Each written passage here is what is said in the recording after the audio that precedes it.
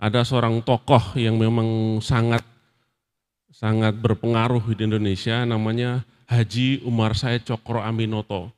Beliau ini ibaratnya adalah raja tanpa mahkota, karena beliau yang mendirikan Serikat Islam pada waktu itu, dan beliau ini memiliki 3 orang murid. Yang pertama itu Soekarno, yang kedua itu Semaun, yang ketiga Sekar Maji Marijan Kartosuwiryo. 3-tiganya ini kemudian ternyata memberikan warna sangat berbeda di kemudian hari. Kita tahu Insinyur Soekarno menjadi presiden pertama Indonesia. Semaun ini yang mendirikan PKI, itu Semaun. Mendirikan PKI. Kemudian Kartosuwiryo yang mendirikan Darul Islam. Nah, ini tentu saja kisah-kisah ini kita sangat sedikit ya informasi kita terima karena waktu sudah sangat panjang, sementara informasi yang sampai kepada kita tidak begitu utuh lagi gitu ya. Jadi SI sendiri pada waktu itu pecah jadi 2, ada SI putih dan SI merah. SI merah inilah yang menjadi cikal bakal PKI. Semaun waktu itu ketemu dengan Snevlit itu dari Belanda, aktivis SDV dari Belanda, lalu dikader. Jadilah kader yang militan pada waktu itu. Lalu di kemudian hari mendirikan PKI. Nah, itu mungkin barangkali kenapa Insinyur Soekarno menggelorakan semangat nasakom, nasionalis, agama komunis, ingin menyatukan itu, tapi ternyata tidak bisa. Jadi Soekarno mewakili nasionalis, kemudian agamisnya diwakili Kartosuwiryo, dan Semaun itu komunis. Jadi ini 3 kekuatan yang hingga saat ini pun masih ada di Indonesia. Nah, pada waktu saya mulai kuliah di Jogja pada waktu itu, sekitar tahun 90-an awal begitu ya, saya melihat bahwa memang aktivis-aktivis di kampus-kampus itu memang terpecah di 3 ini, yang cenderung ke arah nasionalis, kemudian ke arah agamis, dan kemudian yang memang ke arah kiri. Kita nyebutnya kiri waktu itu, bukan lagi komunis, karena komunis kata-kata yang memang terlarang disebut waktu itu, pada zaman Soeharto menjadi presiden.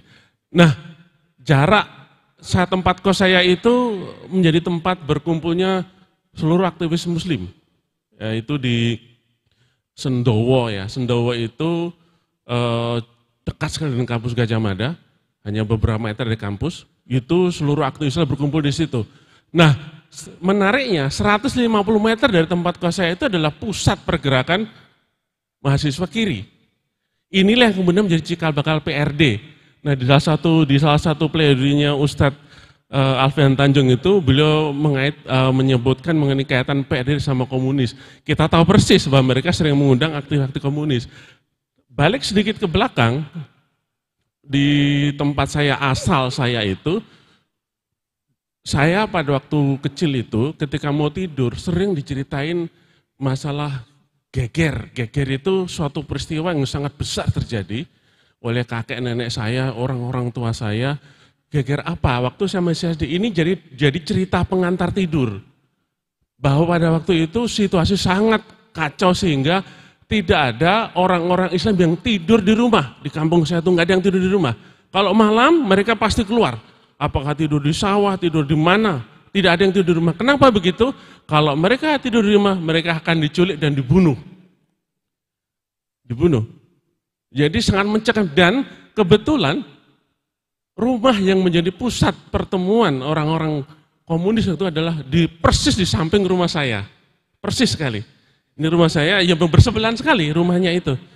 Nah, pada waktu PKI mulai dihancurkan oleh TNI dan seluruh umat Islam pada waktu itu, maka seluruh orang PKI ini ditangkapi dan pemimpinnya di situ ditempatkan di Nusa Kambangan. Nusa Kambangan adalah tempat yang memang paling strict kalau di Indonesia ya. Nah, menariknya pada waktu sekian puluh tahun kemudian Bapak ini kembali ke kampung saya. Itu begitu kembali sudah langsung Pak ke masjid, sholat biasa. Tapi hanya beberapa waktu, setelah itu hilang, nggak pernah ketahuan kemana. Nggak pernah ketahuan. Sampai sekarang saya nggak pernah tahu kabarnya.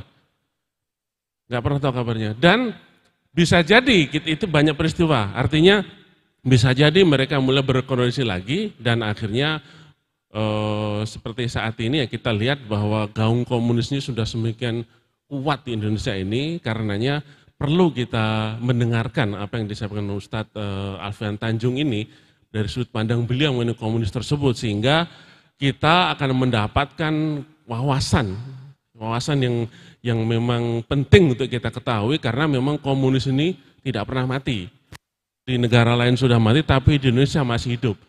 Kepada Ustadz Alfian Tanjung kami persilakan untuk memulai kajiannya. Kajiannya akan berlangsung kurang lebih sekitar 1 jam ke depan dan akan kita lanjutkan dengan tanya jawab. Tafadhol Ustadz.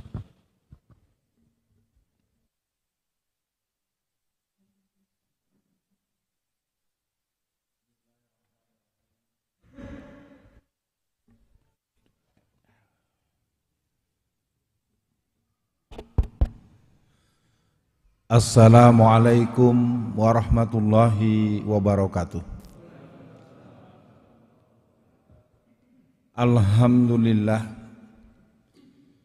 Alhamdulillahi binikmatil iman wal islam wa arsadana bihidayatil Qur'an wa yaj'alana insyaallah minal muti'ina salihina ila yaumil qiyamah.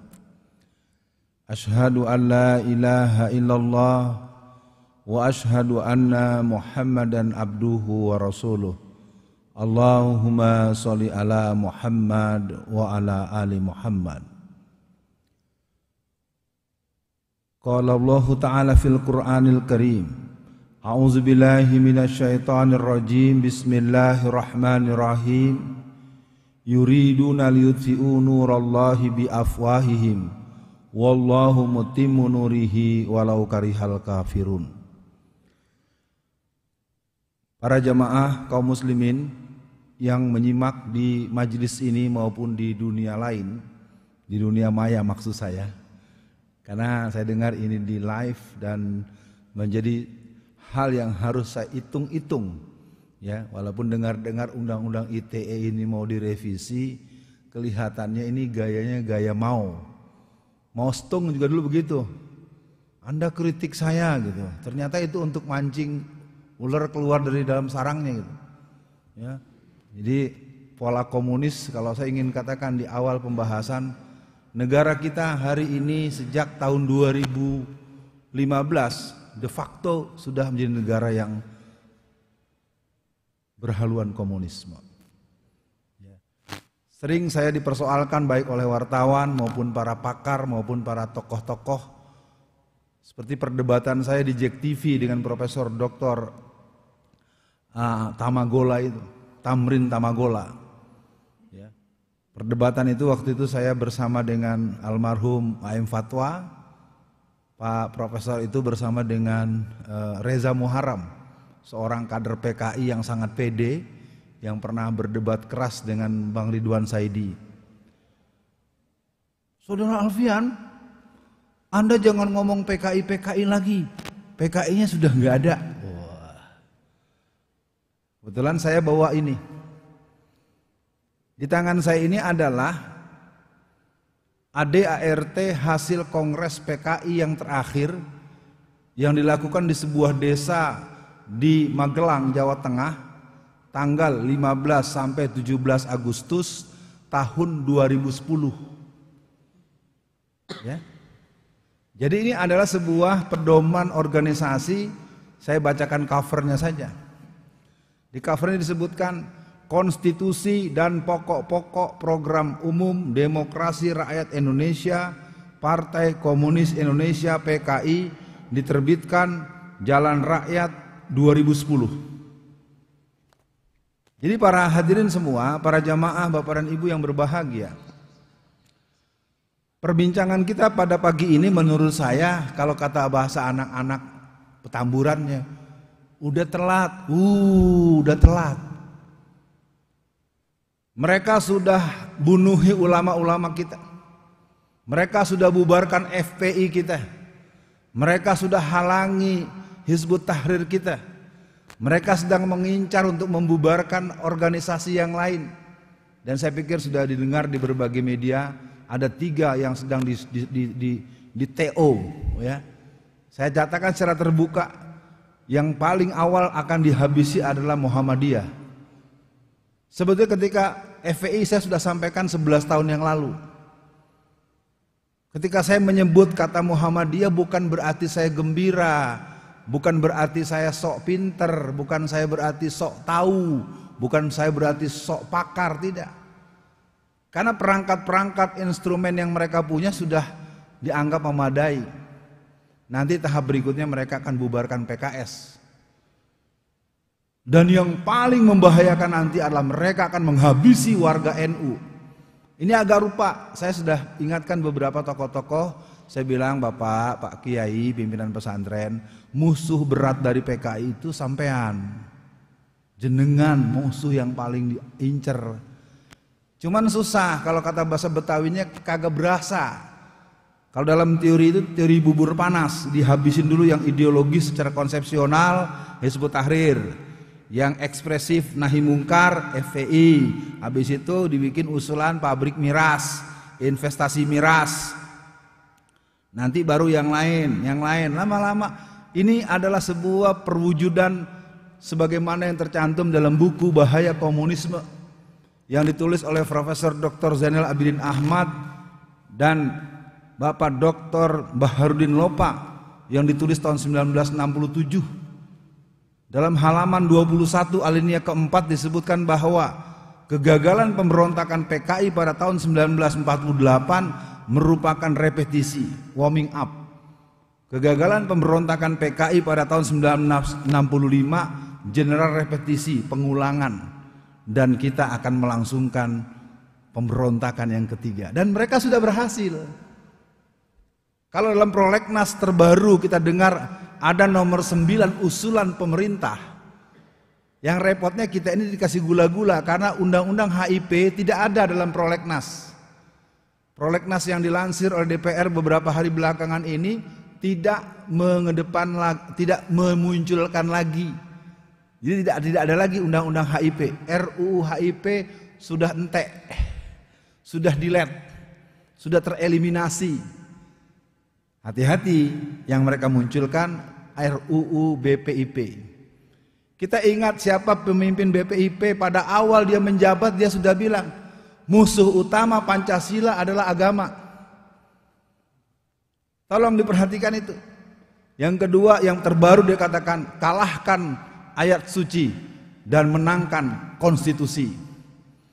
Makanya sekarang sudah mulai dihilangkan perda-perda syariah. Sejak awal periode 2014 sekitar 3.134 perda syariah itu dilikuidir, dieliminir. Sekarang yang paling anyar, frase agama hilang dari seluruh pelajaran-pelajaran dan penjelasan-penjelasan strategi pendidikan kita 2020-2035. Sekarang guru-guru agama, sarjana agama tidak mendapatkan tempat dan tidak punya proyeksi dan tidak terakomodir sebagai calon PNS atau orang-orang yang punya posisi dari peran-peran kependidikan dan kebudayaan yang alokasinya memang kita harus tahu. APBN kita sejak beberapa waktu ini naik 20% buat pendidikan. Nanti kejauhan. Kita akan awali dulu. Kenapa cerita soal komunisme ini seolah-olah senyap? Kita akan melihat kenapa cerita tentang komunisme dianggap sebagai sesuatu yang boleh dibilang, siapa yang bicara? Ustadz Alfian Tanjung, paling ngomong PKI lagi. Saya sering ulang-ulang katakan para jamaah sekalian, komunisme PKI di Indonesia itu the real exist satu. Saya ingin sebut juga dalam bahasa lain, membahas soal PKI jangan dianggap sebagai sesuatu yang harus dalam artian only one choice, bukan. Gerakan PKI, gerakan komunisme PKI bukan satu-satunya masalah, tapi jangan bilang PKI bukan masalah. Karena sesungguhnya mereka sudah sangat menyatu dengan kehidupan di masyarakat. Nyari yang haram aja susah, apalagi yang halal. Jadi mereka mainkan betul dengan cara-cara yang sangat sedemikian rupa sehingga akhirnya tanpa sadar kita adalah orang yang rajin sholat tapi pandangan kita ateis. Jadi pandangan-pandangan ateis itu meluas di kalangan masyarakat karena mereka menganggap Tuhan itu ya harus disingkirkan. Kalau jamaah mau mendengar bagaimana pernyataan Bapak Profesor Dr. Amin Rais ketika bertemu pada tanggal 8 atau 9 yang kemarin hari dengan Bapak Presiden Joko Widodo, itu kalimat yang tajam sekali. Bapak harus waspada, nanti ada masalah di hari akhir. Kalau jamaah menangkap itu ada dua hal. Yang pertama, secara keimanan itu leksikal, yes. Tapi secara majas Allah patut diduga enggak percaya sama hari akhir. Kan ada ratu di ratu, the queen of red, the red of queen, yang menyatakan tidak percaya akan hari akhirat. Nah, sekarang kemarin jadi madam bansos, ya, korupsinya udah belasan triliun, nggak ada yang berani nangkep. Ya, di negeri ini kita memang melihat sandiwaranya terlalu jorok, terlalu norak, dan kita dipaksa untuk takut dengan ajaran agama kita sendiri. Kenapa komunisme begitu ganas dengan berbagai catatan sejarahnya tidak pernah terurai baik? Padahal dalam catatan buku Katastrofi Mendunia yang ditulis oleh Bapak Taufik Ismail disebutkan bahwa ada 120 juta orang yang dibunuh dengan kejam oleh komunisme sejak mereka memulai revolusi Bolshevik tahun 1917 sampai bersudahannya perang Afghanistan ketika Najibullah dan Babra Karmal dihabisi oleh mujahidin. Itu komunisme telah membunuh 120 juta orang. Belum tambahannya di masa Kim Jong Un II, belum tambahannya di tempat lain yang ada di Uighur Xinjiang, belum tambahannya mungkin jumlahnya sudah ada di atas angka 125 jutaan. Sementara Fatih Öcalan, salah satu sosiolog yang pernah melansir bahwa ada 250 juta manusia yang dibunuh oleh orang yang menganut haluan komunisme. Yang pertama, secara literatur, secara referensi di seluruh tulisan tentang sejarah, hampir tidak ada yang menerangkan berapa orang yang dibunuh oleh orang-orang yang menggunakan haluan komunisme dalam mengurus negaranya. Ini salah satu operasi intelijen mereka. Seluruh dunia, di seluruh kampus, di seluruh buku-buku tidak ada yang membahas angka persis yang mereka habisi. Yang kedua, mereka selalu punya cara untuk menutupi mulut orang-orang untuk menerangkan tentang komunisme. Bayangkan para jamaah semua, dengan segala kekurangan saya, dengan segala kebodohan saya yang mungkin lahirnya saya saja tahun 67. Ya. Tapi disayangkan kelompok Islam dan kelompok nasionalis ketika saya menyebut tahun 67 yang banyak senyum sinis dan senyum meremehkan. Tahukah Anda berapa umur Budiman Sujatmiko? Budiman di bawah saya jauh. Tokoh-tokoh PKI itu terhadap angkatan mudanya itu diwongke, bukan hanya dipuji, dikasih duit. Kenapa di DPR sekarang hampir 200 orang yang otak mereka, yang pandangan mereka, yang pilihan politik mereka, yang haluan politik mereka akan memaklumkan kalau PKI hidup kembali? Coba diminta diadakan semacam voting, PKI hidup lagi atau tidak? Patut diduga di atas 40-60% akan setuju. Persoalannya kita memang udah nggak nganggap karena gerakan mereka memang dibuat seperti itu. Jadi yang kuliah dimanapun, yang ngambil sosiologi, yang ngambil program doktor di Harvard University, di Minnesota University, memang nggak ada karena memang dibuat tidak ada. Karena sesungguhnya komunisme ini adalah mainan daripada Zionisme internasional, Bavarian Illuminati. Jadi kalau kita bahas secara makro, itu nanti ada Komite 300. Mereka akan turun titisannya Freemasonry, Illuminati, Bavarian Illuminati. Jadi jangan heran kalau kemarin Ustadz Zaim Saidi itu ditangkap. Karena sesungguhnya proses yang dia bangun selama kurang lebih 40 tahun untuk menyadarkan penggunaan dirham dan dinar, itu merupakan sebuah kebangunan yang harus disambut dengan cerdas oleh kita. Yang kedua adalah mereka menutupi siapapun yang ingin menerangkan itu. Bisakah jamaah tahu, kalau yang belum tahu, saya ini narasumber resmi negara. Alfian Tanjung narasumber resmi di Angkatan Darat, dari yang namanya Koramil sampai di Mabesat, dari forum yang sangat umum sampai yang sangat rahasia. Terakhir saya sebelum ditangkap itu, saya memberikan pembekalan di Rakertas, rapat kerja terbatas Wantanas. Wantanas itu Dewan Ketahanan Nasional yang isinya adalah jenderal aktif, kepolisian dan seluruh angkatan tentara bintang 3, bintang 4 aktif, bukan pensiunan. Ketika saya datang tanggal 7 Februari, salah satu bapak panitia itu dengan agak lesu, wajahnya agak sendu, ajak ngobrol saya 4 mata. Ustadz, pembahasan soal komunisme PKI dilarang. Bisa nggak dibayangkan institusi negara melarang pembahasan ini? Mereka sebenarnya marah kalau boleh saya bilang. Karena mereka dalam dunia dinas kan, ya mereka kan tetap bawahan gitu kan, walaupun mereka bintang 3, bintang 4. Mana Ustadz ya? Saya senyum-senyum aja lah. Katanya kita anti PKI, masa bahas PKI nggak boleh? Ya, jadi biar jamaah tahu, karena ini juga terlanjur disiarkan seluruh Indonesia, seluruh dunia, biar tahu aja, ya seluruh kaum muslimin, seluruh bangsa Indonesia, memang ngebahas PKI udah nggak boleh sama yang punya negeri. Coba selidiki sekarang BIN, Badan Intelijen Negara atau BIN itu hari ini tidak mempunyai desk komunis. Pernyataan saya terbuka dalam diskusi terbatas, saya sudah pertanyakan ketika ada Pak As'ad Ali yang pernah jadi wakil BIN. Jadi sekali lagi ini perjalanan seperti ada penyakit.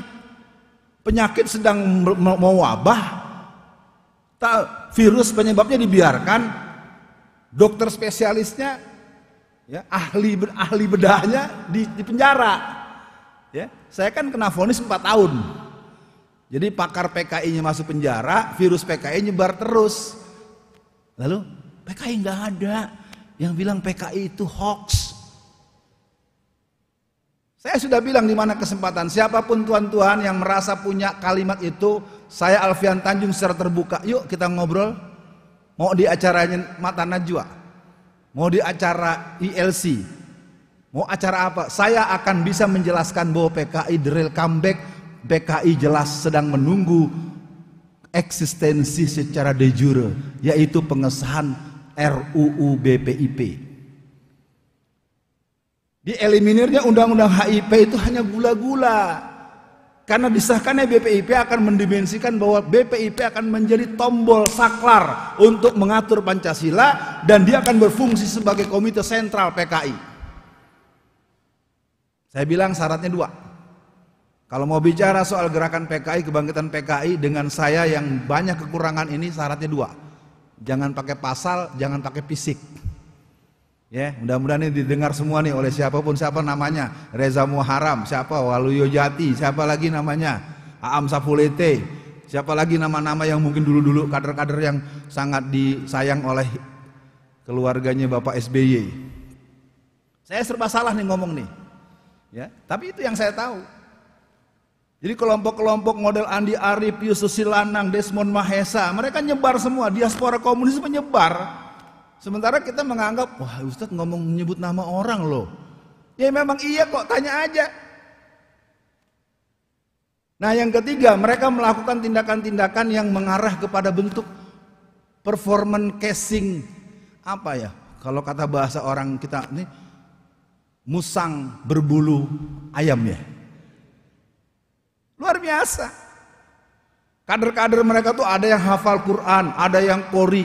Apalagi kalau kita melihat ketua umum hasil Kongres PKI yang ke-10 tanggal 15-17 Agustus tahun 2010, namanya Wahyu Setiaji. Kalau kita lihat performanya mirip seperti yang duduk di sab pertama ini.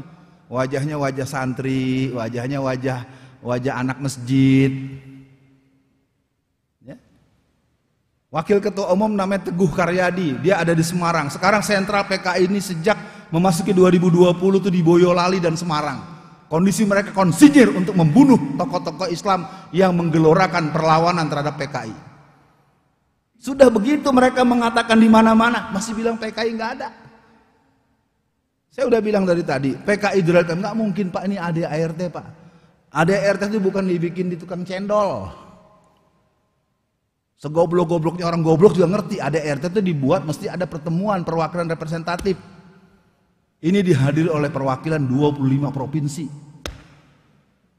Lalu pertanyaannya, polisi nggak tahu? Ya, tanya aja sama dia. Padahal masih ada Undang-Undang Nomor 27 tahun 1999. Pasal 107 ayat A sampai E yang menyatakan bahwa barang siapa orang yang menjalankan, yang memasarkan, yang mengembangkan paham komunisme, leninisme, marxisme, mostongisme diancam kurungan penjara setinggi-tingginya adalah 20 tahun penjara. Yang nerangin bahaya PKI divonis 4 tahun.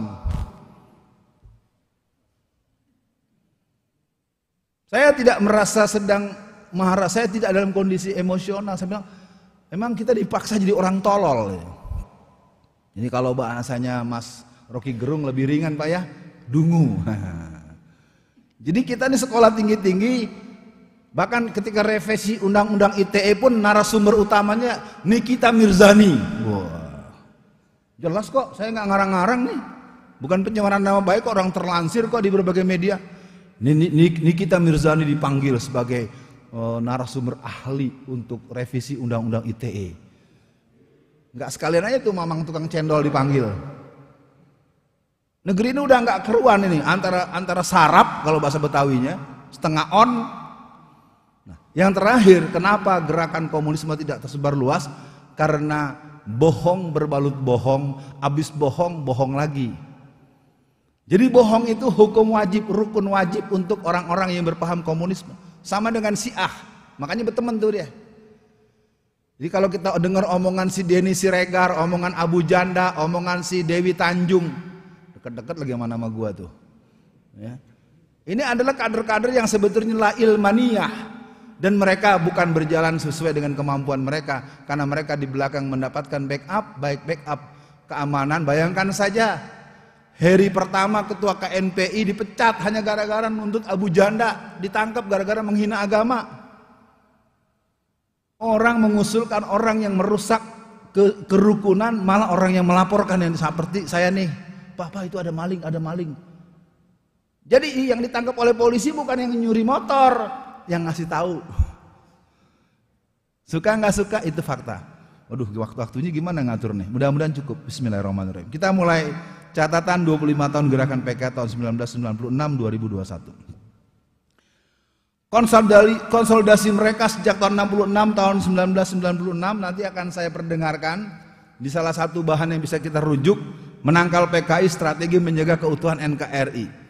Saya akan bacakan buku harian seorang pejabat yang sekarang masih menjabat sudah 4 periode di sebuah kementerian, namanya Dita Indahsari.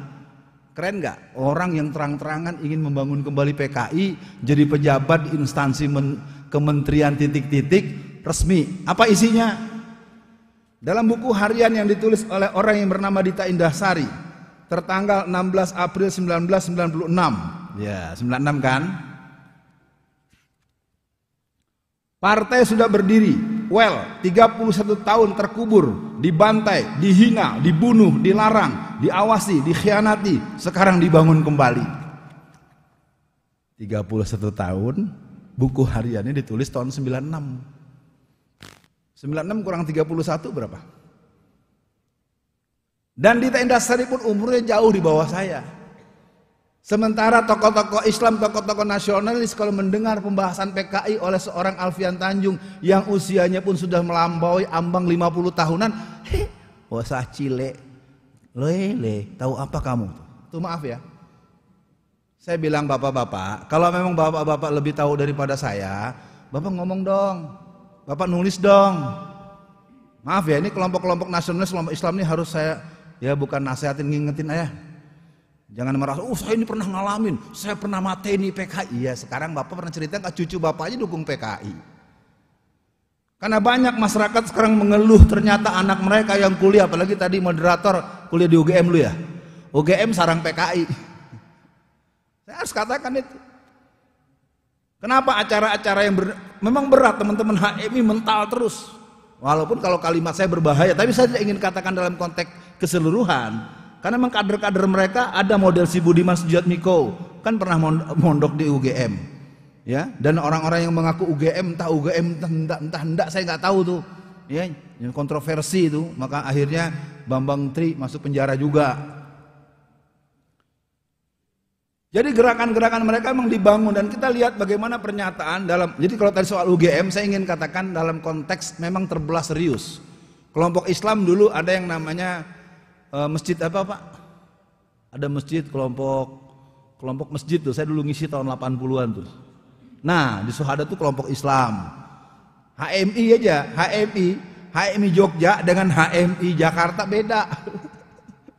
HMI Jakarta masih berhubungan langsung dengan kita-kita, masih kenceng lawan PKI-nya. Kalau yang di Jogja nggak tahu, mungkin sekarang udah berubah. Yang saya tahu dulu mereka fun-fun aja, asik-asik aja gitu. Nah, mari saya perdengarkan pernyataan seorang tokoh tua mereka. Saya mohon nanti diberitahu kalau 5 menit lagi sudah harus berhenti.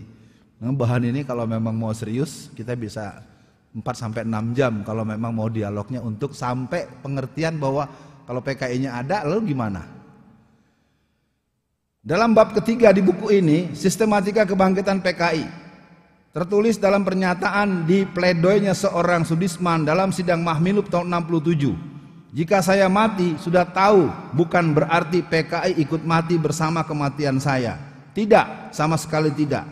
Walaupun PKI sekarang sudah rusak berkeping-keping, saya tetap yakin ini hanya bersifat sementara. Dan dalam proses sejarah nanti, PKI akan tumbuh kembali sebab PKI adalah anak zaman yang dilahirkan oleh zaman. Yang muda bilang PKI udah lahir, yang tua bilang nanti mau ada lagi, yang bukan PKI bilang PKI nggak ada. Ngaca dong, PKI nggak ada, yang bilang PKI itu hoax. Lah ini si Dita Indasari dalam buku hariannya mengatakan memang casingnya ada 3. Casing tradisionalis nenek moyang model Karmel Budiarjo, MH Ibrahim, ya, Ibrahim Isa, MH Lukman, Holwan Utapea. Nanti ada kelompok muda PRD yang dipimpin oleh Budiman Sujatmiko, sekarang namanya Agus Jabo. Dan PRD minggu ini, pekan ini, kemarin tanggal 27 bulan Februari, bukan tanggal 7 Maret kemarin, mereka meresmikan 4 kabupaten se-Jawa Tengah untuk eksistensi PKI PRD. PRD itu ada ART-nya persis dengan hasil Kongres PKI tahun 54. Sekarang diganti dengan nama Organisasi Islam Banget. Ya, kita tulis Organisasi Islam Banget. Ini ada ART-nya gitu kira-kira. Tapi di dalamnya prinsip-prinsip proletariat, 7 setan desa, segala macam. Ya. Jadi PKI sekarang sudah di mana-mana. Di DPR RI udah 200-an lebih. Para pemimpin kota kabupaten di Indonesia. Aduh, saya nggak berani nyebut, terkena pasal pencemaran nama baik. Ya. Jadi apa mau diomong sekarang, bahwa memang mereka bergerak terus. Mereka bergerak terus dan terus bergerak. Sudah saya bahas tadi. Peristiwa 27 Juli 1997 baru kita ingat, karena sebelumnya pada sekitar bulan April kita sudah pemilu. Dalam pemilu itu muncullah Mega Bintang, nomor paling bawah ya. Tapi kemudian dengan lahirnya PRD terjadilah sebuah kerusuhan yang membahayakan, yang muncullah satu lembaga berdasarkan ceramahnya si Ripka Ciptaning di televisi LaTV sebelum menjadi TV One, menyatakan bahwa ada 20 juta orang PKI yang mencoblos partai titik-titik. Bukan saya dipanggil juga, divonis 2 tahun. Yang bicaranya Ripka Ciptaning yang bilang bahwa ada 15 juta orang PKI yang mencoblos partai tertentu. Lalu si pewawancara, penginterview wartawan TV tanya lagi, kan sekarang udah jauh Bu Ning. Ya, kalau sekarang sekitar 20 juta. Lah yang bilang 20 juta orang itu mencoblos partai tertentu namanya Ripka Ciptaning. Nanti kita lihat siapa dia. Nah, kita tengok bagaimana gerakan komunis ini begitu kuat, ternyata dia masuk di posisi yang paling atas. Ketika Pak Harto mengundurkan diri, saya ingin mengatakan dalam bahasa lain, ada sayup-sayup terdengar Orde Lama Jilid 2. Apakah kita tidak pernah mengetahui dan berusaha tahu pembunuhan tokoh Islam di bulan Maret Mei 98, 144 orang dari Banyuwangi sampai Banten dibunuh dengan leher hampir putus, perut terburai, ususnya kuncah kemana-mana. Karena mereka diberikan labeling di stigma dengan yang namanya dukun santet dan kolor hijau, akhirnya pembunuhan berlanjut di Ciamis sebanyak 200 orang, dan mereka rata-rata ustadz-ustadz di kampung-kampung yang dulunya adalah pemuda Ansor. Kemarin dilaporkan lagi saya oleh GP Ansor dengan tuduhan, nggak ngerti saya. Orang saya kasih tahu justru pemuda Ansor itu korban yang pernah dibunuhi oleh orang-orang PKI. Bu, ya kita bareng-bareng yuk lawan mereka. Sampai pembantaian 89 orang tokoh Islam selama Oktober 2000 di Cianjur Selatan, Kongres PKI yang ke-8, kalau ini yang ke-10 di Sukabumi Selatan tahun 2000. Mari kita lihat. Buku ini terbit bulan Juni tahun 2002. Aku bangga jadi anak PKI. Penulisnya namanya Ripka Ciptaning dan sudah tercetak sebanyak 2 juta eksemplar tersebar. Kenapa bukan dia yang ditangkap? Kenapa harus Alfian Tanjung? Kenapa harus Gus Nur? Kenapa harus yang lain? Ini yang harus ditangkap ini karena dia melanggar undang-undang bersesuaian dengan Undang-Undang Nomor 27 tahun 1999 pasal 107 ayatnya sampai telak. Apalagi yang paling babon melanggar TAP MPRS nomor 25 tahun 66 ya, yang disahkan tanggal 5 Juli. Sekarang tanggal 11 Maret ini adalah Super Semar. Saya tidak mau bicara pro kontra. Kontra ini perdebatan ini panjang. Nah, kita lihat bagaimana mereka mulai melakukan gerakan-gerakan. Temu raya kader PKI bulan Maret Pak, di Jakarta Pusat Pak. Nah, ini pintu masuk mereka. Amandemen Undang-Undang Pemilu nomor 12 tahun 2003 pasal 60G oleh Mahkamah Konstitusi. Siapa ketua MK-nya saat itu? Silahkan cari Pak. Pasal 60G menyatakan bahwa tiap-tiap orang yang pernah jadi orang PKI, pengurus PKI, simpatisan PKI diperbolehkan untuk menjadi anggota DPR, diperbolehkan menjadi eksekutif, dan diperbolehkan untuk jadi yudikatif. Apalagi yang mereka mau tuntut? Udah ada undang-undangnya. Mereka tuntut sekarang undang-undang KKR, mereka ini lagi sekarang. Memang mereka ingin menjadikan Indonesia negara komunis. Mari kita tengok si Ripka Ciptaning juga tuh yang nulis buku Aku Bangga Anak PKI. Dalam koran Sore Sinar Harapan 18 Maret 2004, apa katanya?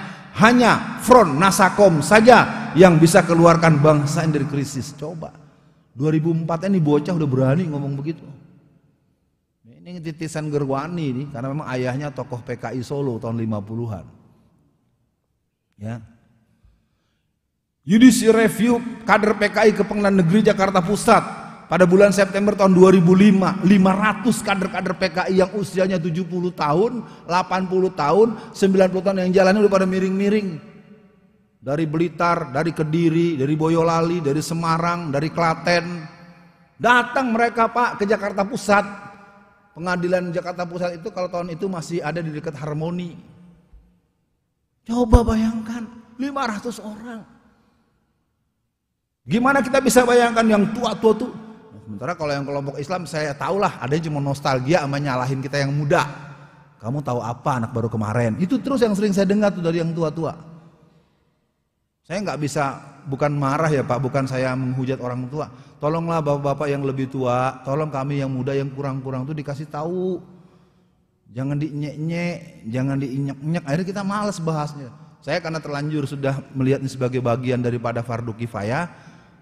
Saya teruskan, Pak Moderator saya dikasih tahu ya kalau 5 menit lagi ya, supaya jangan nih materinya masih cukup banyak. Apa yang mau kita katakan? Akhirnya orang ini bikin buku lagi. September 2005, kemarin bulan Juni 2002 dia udah bikin, sekarang terbit lagi Anak PKI Masuk Parlemen. Jadi kalau ada orang menyebut di DPR RI ada 200, bukan Alfian Tanjung yang ngomong asal jeblak. Dia sendiri kok yang mengumumkan kita masuk. Itu tadi kenapa jadi yang bicara yang dipersoalkan? Yang berbuat dong yang dipersoalkan, melanggar undang-undang Pak. Ini mungkin jadi semangat untuk teman-teman di TNI, walaupun susah untuk semangat sekarang TNI-nya. Karena udah dikunci dengan Undang-Undang nomor 34 tahun 2004. Ya. TNI yang berani bilang PKI ada, siap-siap masuk kotak. Ya. Saya punya pengalaman ketika saya ditahan di Lapas Porong, ada pembekalan di Medan. Saya dapat kabar dari teman-teman yang berkunjung. Mereka cerita, Ustadz, di Medan itu sekitar 1-2 bulan sebelum kami kemari katanya, itu ada pembekalan untuk pemuda-pemuda dari KNPI, dari pemuda PDI Perjuangan, pemuda P3, pemuda-pemuda Muhammadiyah dikumpulkan termasuk Ansor segala macam. Orang ini adalah nominator calon Panglima Kodam Bukit Barisan. Saudara-saudara, kita sekarang berada pada satu situasi yang membuat PKI menjadi begitu kuat dan eksis. Mestinya yang bahas ini Ustadz Alfian Tanjung. Diceplos disebut nama saya. Gara-gara nyebut nama saya, nama beliau dicoret jadi nominator dan akhirnya sekarang ada di kantor cukup dalam kotak markas besar Angkatan Darat. Ya, saya tidak menghujat ya Pak, ini fakta Pak. Di semua instansi kalau yang berani terang-terangan menyampaikan hati nuraninya, siap-siap jadi karyawan yang wajahnya cerah. Ya, karena nggak terlibat dengan mafia, nggak terlibat dengan sogok menyogok, nggak terlibat backup, rajinnya ke masjid, tapi duitnya nggak ada. Hidup sederhana. Di sini banyak bapak-bapak yang pernah jadi tentara, mesti tahu, ngerti maksud saya. Nah, pembentukan partai Pak pernah saya nggak bahas.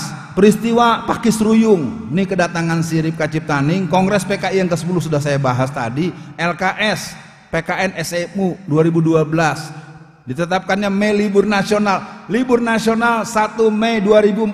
Siapa presidennya saat itu? Belum presiden baru loh. 1 Mei libur nasional adalah rekomendasi komunisme internasional dalam Kongres tahun 1916. Ngomong apa? Karena memang kita akomodir kok.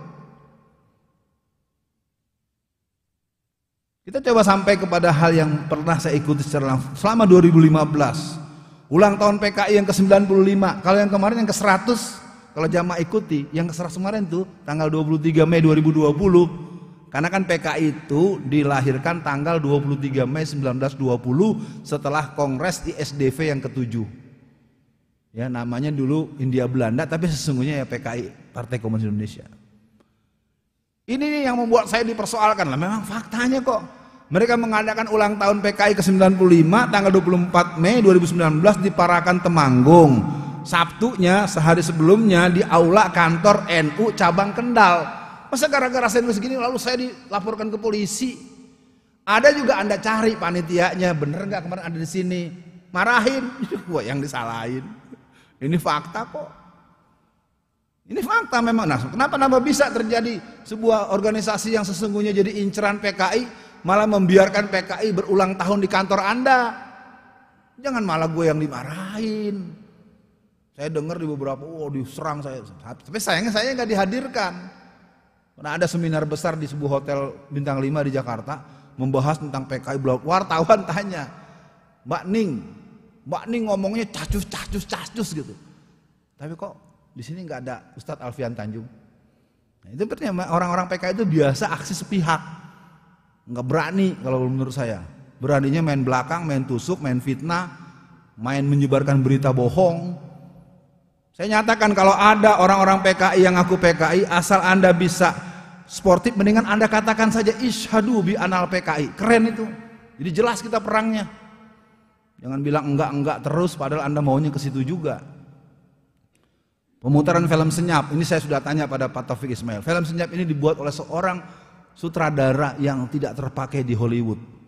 Sutradara yang tereliminir karena nggak becus, nggak disiplin dan sering melakukan hal-hal yang tidak sesuai dengan etik seorang sinematografis. Ya, di kita tuh kok yang penting orang bule, orang Amerika. Udah tahu di kampung udah kadaluarsa nggak dipakai. Saya kan tanya, Pak ini film apa nih? Ini film dibuat oleh orang yang nggak punya kerjaan dan dia nggak punya job di Amerika. Peringatan ulang tahun ke-70 di Pamekasan, Jember, Payakumbuh, Sumatera Barat, tamat itu bendera PKI berkibar se-Indonesia. ada 57 titik sejak tahun 2003 sampai 2013. Dari Aceh sampai Ambon itu pengibaran bendera PKI sudah dilakukan secara merata. Lalu Nas bilang, PKI-nya di mana? Ngaca Pak, ente masih ngomong gitu terus. Yang jawab siapa? Pak Riamiza Triakudu kok dulu Menhan periode yang lalu. Apa kata Pak Riamiza Triakudu sebagai jenderal purnawirawan? Barang siapa orang yang mengatakan PKI tidak ada, PKI tidak bangkit, patut diduga dia PKI-nya. Bukan kata saya, kata Pak Riamizat. Pak Riamizat aja ngomong begitu, ente bilang kagak ada, bilang hoax lagi, jangan-jangan ente yang PKI. Bukan kata saya, kata Pak Riamizat, tangkap Pak Riamizatnya. Nah, Kongres PRD yang ke-8 tanggal 24-26 Maret 2015 di Hotel Akasia Jakarta Pusat. Terbit buku sejarah kini, sebenarnya aslinya sejarah PKI untuk pemula. Ini yang garap namanya Hilmar Farid. Sekarang dialah pejabat yang telah menghilangkan frasa agama di Kemendikbud. Namanya Hilmar Farid. Jadi orang-orang PKI itu udah terang-terangan di mana-mana. Kitanya aja. Siapa yang ngomong? Alfian. Alfian tuh nggak ilmiah. Dia mah kayaknya orang stres tuh si Alfian. Begitu terus saya tahu tuh. Saya udah dengar kok di mana-mana. Saya bilang, Bapak di sini di ruangan ini kalau masih bilang PKI nggak ada, kalau bahasa Betawinya gua tantang loh. Syaratnya 2 ya. Jangan pakai pasal, jangan pakai fisik. Ya, kalau itu bisa Anda jamin, saya hadapin walaupun Anda profesor, doktor, guru besar sejarah sekalipun. Karena ini terjadi ketika sidang saya di Pengadilan Negeri Jakarta Pusat. Pembacaan vonis sidang saya di Pengadilan Jakarta Pusat tanggal 30 bulan Mei tahun 2018. Apa bunyi vonis dari para hakim yang ada di depan? Setelah melalui berbagai ragam persidangan dalam beberapa kali pertemuan, Saudara Alfian alias Alfian Tanjung dinyatakan tidak berkesesuaian dengan pasal yang disangkakan. Ayat 2, barang siapa orang menyampaikan sesuatu untuk kebaikan bangsa dan negara tidaklah termasuk perbuatan kriminal. Maka dengan ini Saudara Alfian dinyatakan bebas. Vonisnya bebas, tapi di penjara 2 tahun. Tahu nggak yang nuntut saya kasasi? Polisi coba. Itu nggak keruan, orang udah mati jadi tersangka. Kalau sidang udah berlangsung itu urusannya pengadilan dengan kejaksaan. Bintang pakai banyak, sampai bintangnya 13 bintangnya. Tapi giliran tuntutan kasasi pakai konferensi pers, ada tuh di YouTube. Saya juga nontonnya ketawa. Gimana sih? Ya udah, kalau kita gitu-gitu kan kita kena lagi. Emang gini ini udah pada gelo. Kalau sudah persidangan Pak, menurut yang saya tahu, kalau orang udah masuk sidang, sudah P21 serahkan ke pengadilan, kan gitu. Pengadilan urusan dengan kejaksaan. Kalau ada apa-apa ya jaksa dong yang komplain, bukan Mabes Polri. Ribet dah. Nggak tahu Indonesia ini mau jadi apa berikut ini. Ya nanti kita dialog aja kalau ada waktu. Yang jelas tahun 2016 yaitu kelakuan mereka. Dan mereka sudah terang-terangan akhirnya mereka mengadakan simposium PKI tanggal 18-21 April di area Duta, persis di depan patung Tani. Patung Tani itu adalah petani yang bersenjata. Itu kalau kita main simbol, kenapa ngadain di situ? Tuh kita tuh yang baju merah tuh saya tuh. Kita cuma bisa bawa nggak sampai 40 orang untuk menolak. Karena kita mampir ke kantor PII di Menteng Raya 58 pada nggak mau. Males nggak jelas tuh. Susah. Yang muda-muda yang katanya markas perlawanan tahun 60-an nggak mau. Ya saya walaupun cuma semampu saya anak-anak taruna muslim, pokoknya kita lawan dulu walaupun kita cuma bawa secangkir air. Nah, mereka terus melakukan kegiatan-kegiatan mereka. Bagaimana kemudian penetapan 1 Juni 2016 sebagai Hari Pancasila. Dah, 2017, 2018 saya dalam penjara, nanti diterangin aja dah. Ya, sampai sekarang 2020 dan kita harus tahu mereka tinggal menunggu pengesahan Undang-Undang BPIP. Undang-Undang BPIP selesailah Indonesia menjadi negara yang berhaluan komunis secara de jure dan de facto. Mari kita nikmati kelakuan mereka sebagaimana di Angola atau sebagaimana di Zimbabwe atau di Tibet. Sesungguhnya hatiku luka mengatakan ini. Tapi mau diapain lagi? Emang gak percayaan? Kesimpulan saja.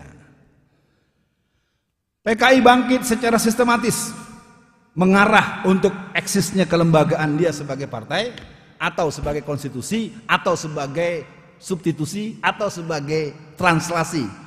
Udah kalau baca matematika nih mereka main dari di semua titik. Karena ini memang kerjanya kan kerja Zionis, Freemason, the New World Order. Sebenarnya ini lelehan-lelehan dari spermanya cucu Dajjal ini. Ya, kalau kita belajar dalam kerangka makro. Cuman saya karena spesialis PKI, saya PKI aja yang saya bahas dah. Kalau mau kita tarik pasti walan taradha ankal yahudu walan nasara hatta tattabi'a millatahum. Jelas itu. Jadi sini adalah gerakan komunisnya, Syiahnya, Ahmadiyahnya dan kawan-kawannya.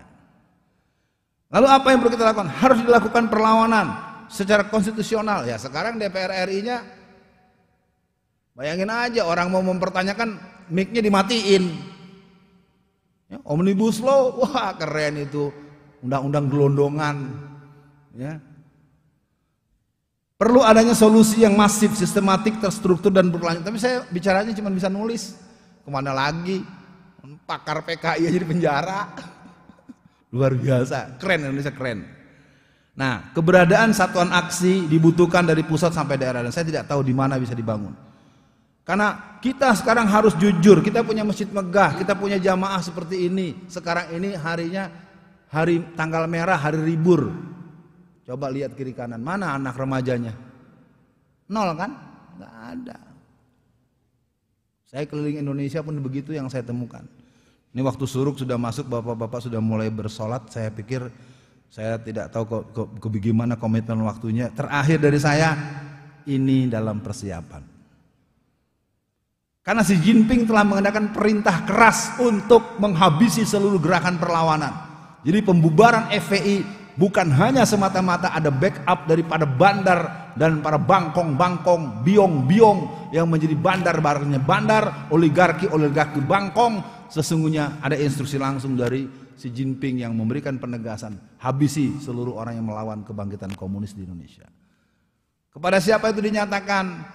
Tergantung dialog yang berkembang kalau ada. Kalau tidak ada, lain waktu kita ketemu, entah saya entah berani entah enggak saya ngomong begini terbuka. Ya, karena ini baru intro. Mohon maaf, mungkin ada yang agak terselingkung-seling sedikit. Yang jelas saya katakan seluruh yang saya nyatakan itu adalah hal yang pernah saya temui langsung dan mereka mengakui sebagai bentuk-bentuk reinkarnasi PKI secara kelembagaan, secara misi ideologi, secara pemenangan konstitusi. Sekian dulu karena waktunya kelihatannya sudah harus dicukupkan. Saya tidak tahu nanti moderator yang kasih alokasi waktu. Saya mohon maaf Bapak dan Ibu dan para seluruh pemirsa yang menyimak. Bismillahirrahmanirrahim. La haula wala quwata illa billah. Hasbunallah wa ni'mal wakil, ni'mal maula wa ni'man nasir. PKI bangkit kembali dan catat orang-orang PKI, kami akan lawan Anda sampai tetes darah yang penghabisan. Assalamualaikum warahmatullahi wabarakatuh. Jamaah sekalian, tampaknya sudah mulai panas nih situasi ini dengan penjelasan Ustadz Alfian Tanjung. Nah sebelum kita masuki sesi tanya jawab, ada hal yang ingin kami sampaikan. Di depan itu nanti ada buku-buku yang berkenaan dengan PKI. Yang satu, nomor satu, menangkal kebangkitan PKI. Yang kedua, bahaya komunisme. Yang ketiga, banjir darah. Jadi kalau kita ingin tahu apa-apa yang termasuk dalam buku tersebut, kita beli buku tersebut karena memang ini penting untuk kita baca. Jamaah sekalian, pada sesi pertama ini 3 orang penanya kami persilakan. Setelah kemudian kita lanjutkan sesi kedua nanti. Oke, Pak Hadi yang kedua. Oke, Pak Hadi silakan Pak Hadi.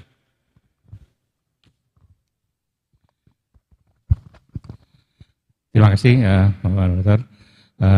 Ustadz, yang ingin saya tanyakan sebenarnya singkat saja. Saya ingin dapat penjelasan kira-kira benang merah antara Undang-Undang Cipta Kerja dengan program PKI itu gimana? Undang-Undang Cipta Kerja. Oh iya. Itu aja Pak Ustadz. Terima kasih. Ini sebelum dijawab yang kedua dulu, silakan. Oh itu, silakan. Sana.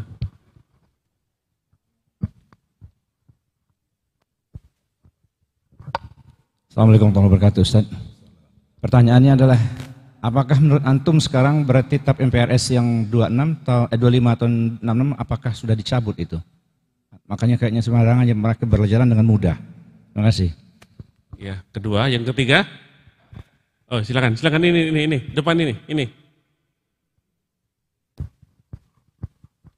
Ya, jadi kita 3 penanya dulu, dijawab, nanti kita masuk terun berikutnya. Makasih Pak. Kami dari Jemaah Darussalam, Kota Sata Pak. Pertanyaannya gini Pak, bukan pertanyaan sebetulnya Pak. Ini yang disampaikan dengan Ustadz Afan Tanjung itu sudah baik kalau menurut saya Pak. Sekarang tinggal kitanya nih Pak, umat Islamnya Pak.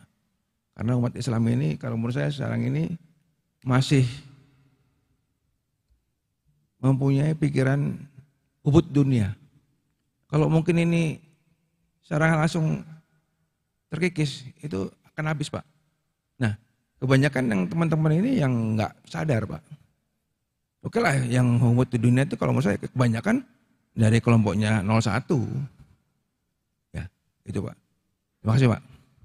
Ya, demikianlah ini Ustadz 3 pertanyaan. Yang pertama mengenai Undang-Undang Cipta Kerja itu ya hubungannya seperti apa. Yang kedua mengenai TAP MPRS apakah sudah hilang. Yang ketiga mengenai umat Islam yang kebanyakan sudah hubud dunia, itu bagaimana?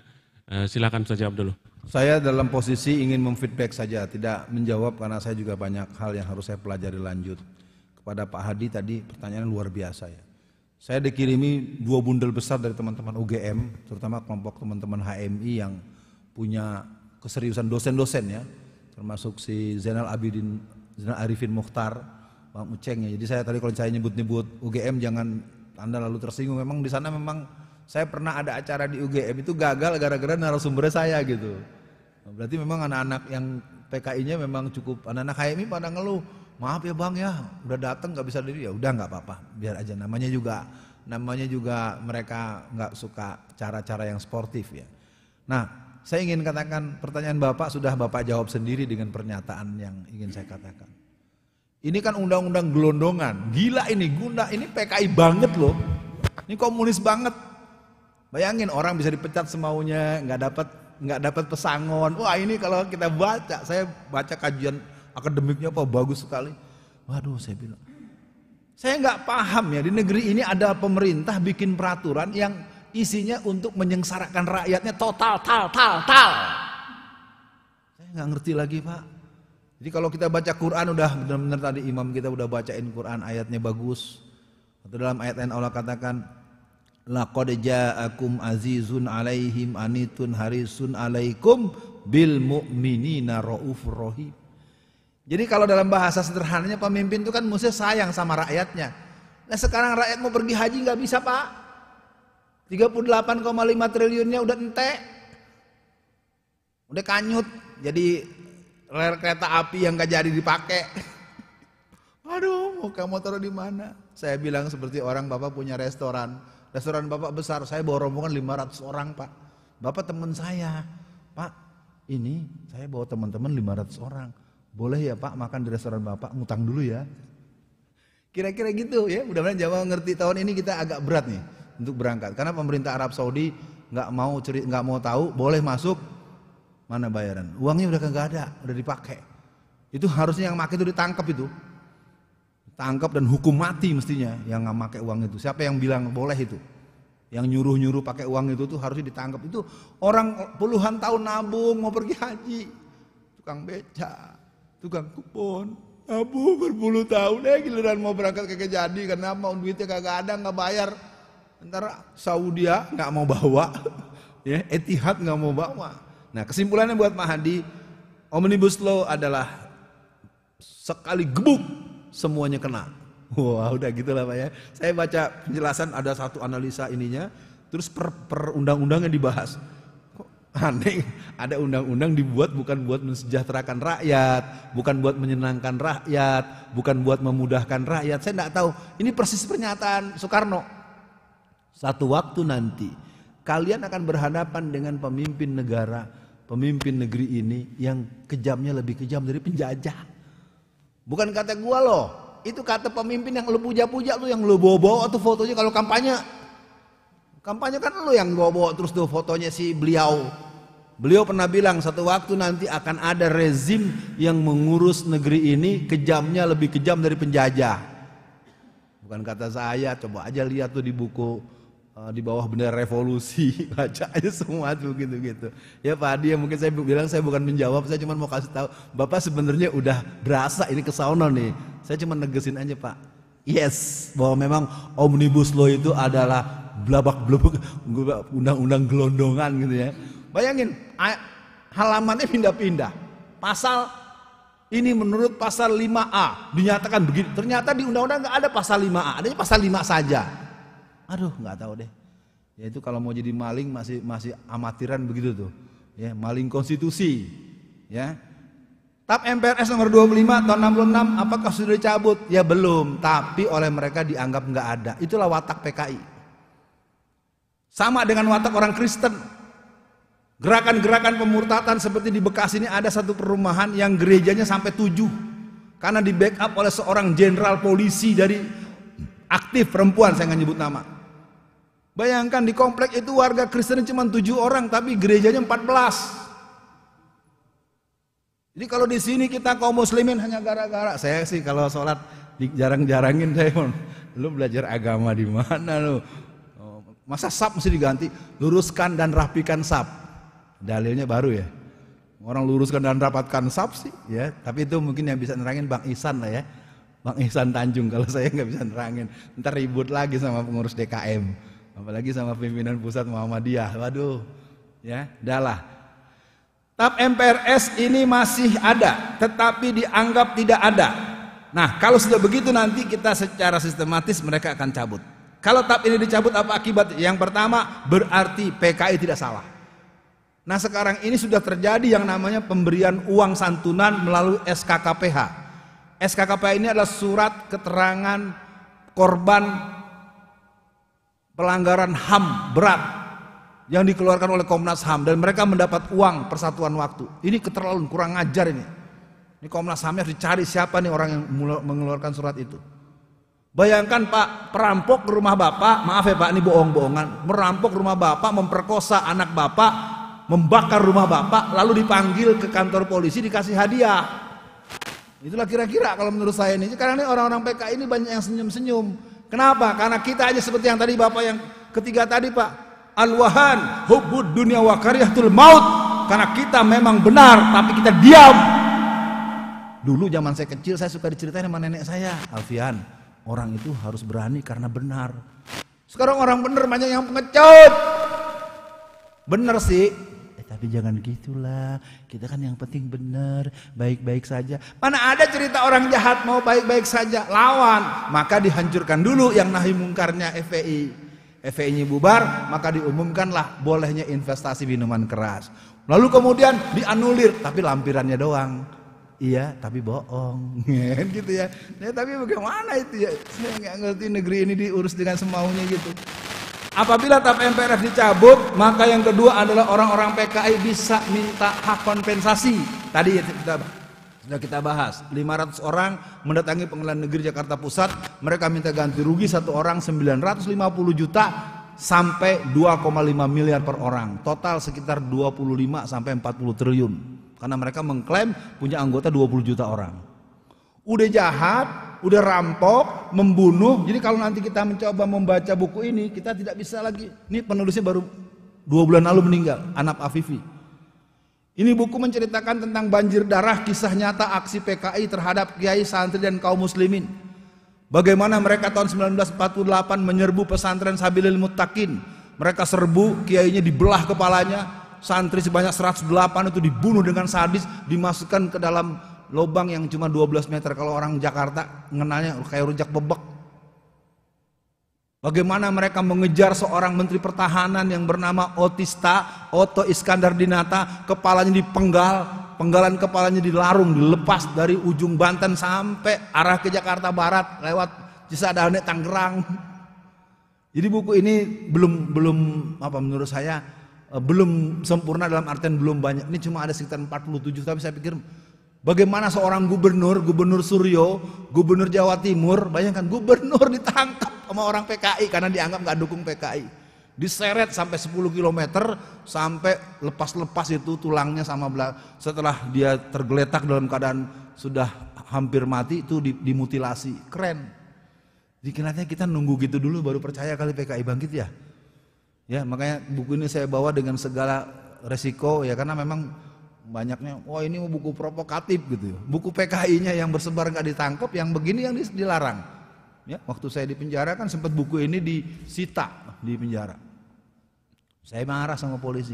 Polisi, gua masuk penjara bukan gara-gara buku ini. Pertama, kasus gua yang di Surabaya itu membahas bahaya penjajahan Cina. Jamaah 100% top, start top. Yang lapor saya, polisi lapor pada polisi. Jadilah saya jadi tersangka.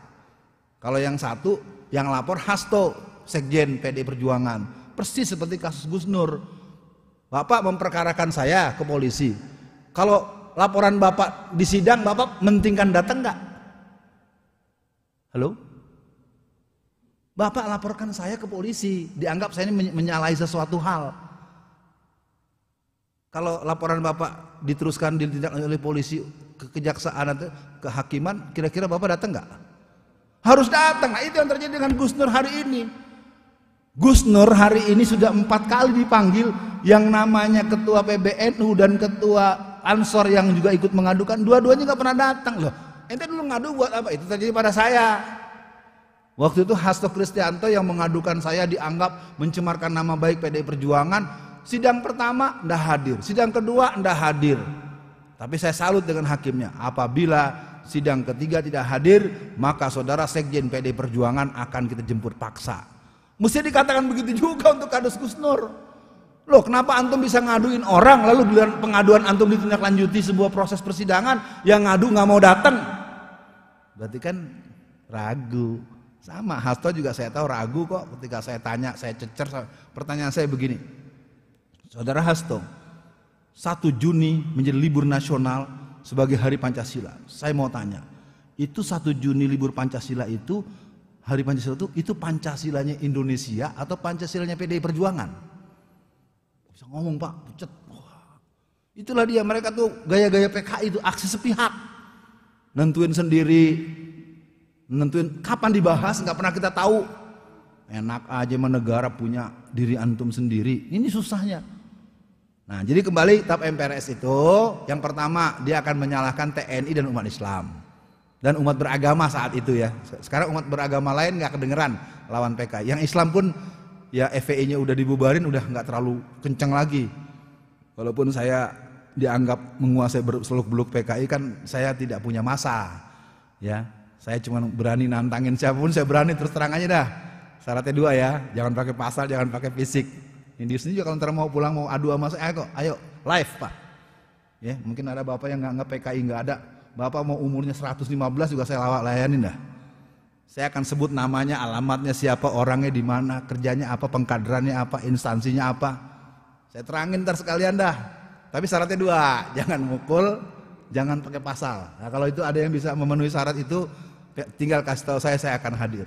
Yang ketiga, apabila TAP MPRS nomor 25 atau 66 dicabut, maka secara otomatis akan terjadi hak eksistensi. Maka pada pemilu kemudiannya, partai yang beraroma atau berlambang palu arit diperbolehkan untuk ikut pemilu demi hukum. Ya, nanti bisa kejadian Pak, berkibar bendera Pak Harus di mana-mana. Ketika Bapak coba nyabut, Bapak yang ditangkap karena dia TAP MPRS dicabut. Ya. Nah, ini hari ini tanggal 11 bulan Maret dikenal dengan itu. Nah, soal hubud dunia, saya juga rasanya masih perlu mencurigai diri saya sendiri. Apakah betul saya sudah berani? Saya hanya ingin mengatakan pada diri saya, karena ini forum juga tersiar luas kepada seluruh teman-temanku, sahabatku, bapakku, guru-guruku, para senior-seniorku. PKI-nya sudah tinggal menunggu produksi tombol. Tombolnya bernama RUU BPIP menjadi UU BPIP. Disitulah saatnya nanti boleh pengajian di Anikmah, tapi cukup sampai jam 5:15. Kalau lewat nanti ada laskar partai tertentu yang akan datang ke sini menyerbu untuk membubarkan pengajian kita. Tunggu tanggal mainnya, semoga tidak jadi. Tapi udah masuk prolegnas nomor 9. Ya, HIP hilang, yang muncul BPIP. Jadi BPIP ini menurut saya ini adalah undang-undang tombol. Tombol, nggak boleh bawa-bawa agama, frasa agama mulai dihilangkan, guru agama nggak boleh mencalonkan jadi peran-peran yang lebih jauh lagi. Terus satu-satu, ya satu-satu, ya. Dan nggak ada yang lawan. Yang muncul paling-paling Tengku Zulkarnain. Ya jadi kalau kita atu-atu, yang lain pada diem-diem. Nah, kalau Ustadz Alfian Tanjung dianggap udah pernah kalah. Ya beberapa teman-teman saya, lo kalah, udah pernah di penjara lo. Ya saya tidak mau banyak komentar. Saya ingin katakan kalau diminta dengan tema ini, saya terangkan apa adanya. Untuk itu cukup dulu. Mudah-mudahan tidak terlalu berlebihan. Silakan disesuaikan dengan kebiasaan di sini. Saya tidak mau menambah-nambah waktu karena di sini tentu punya tradisi yang harus saya ikuti. Ya, jamaah sekalian, kita buka termin kedua. Ini 3 penanya, kita sampai termin kedua saja. Dipersilakan jamaah yang ingin bertanya. Oh itu Pak Mansur, Pak Mansur.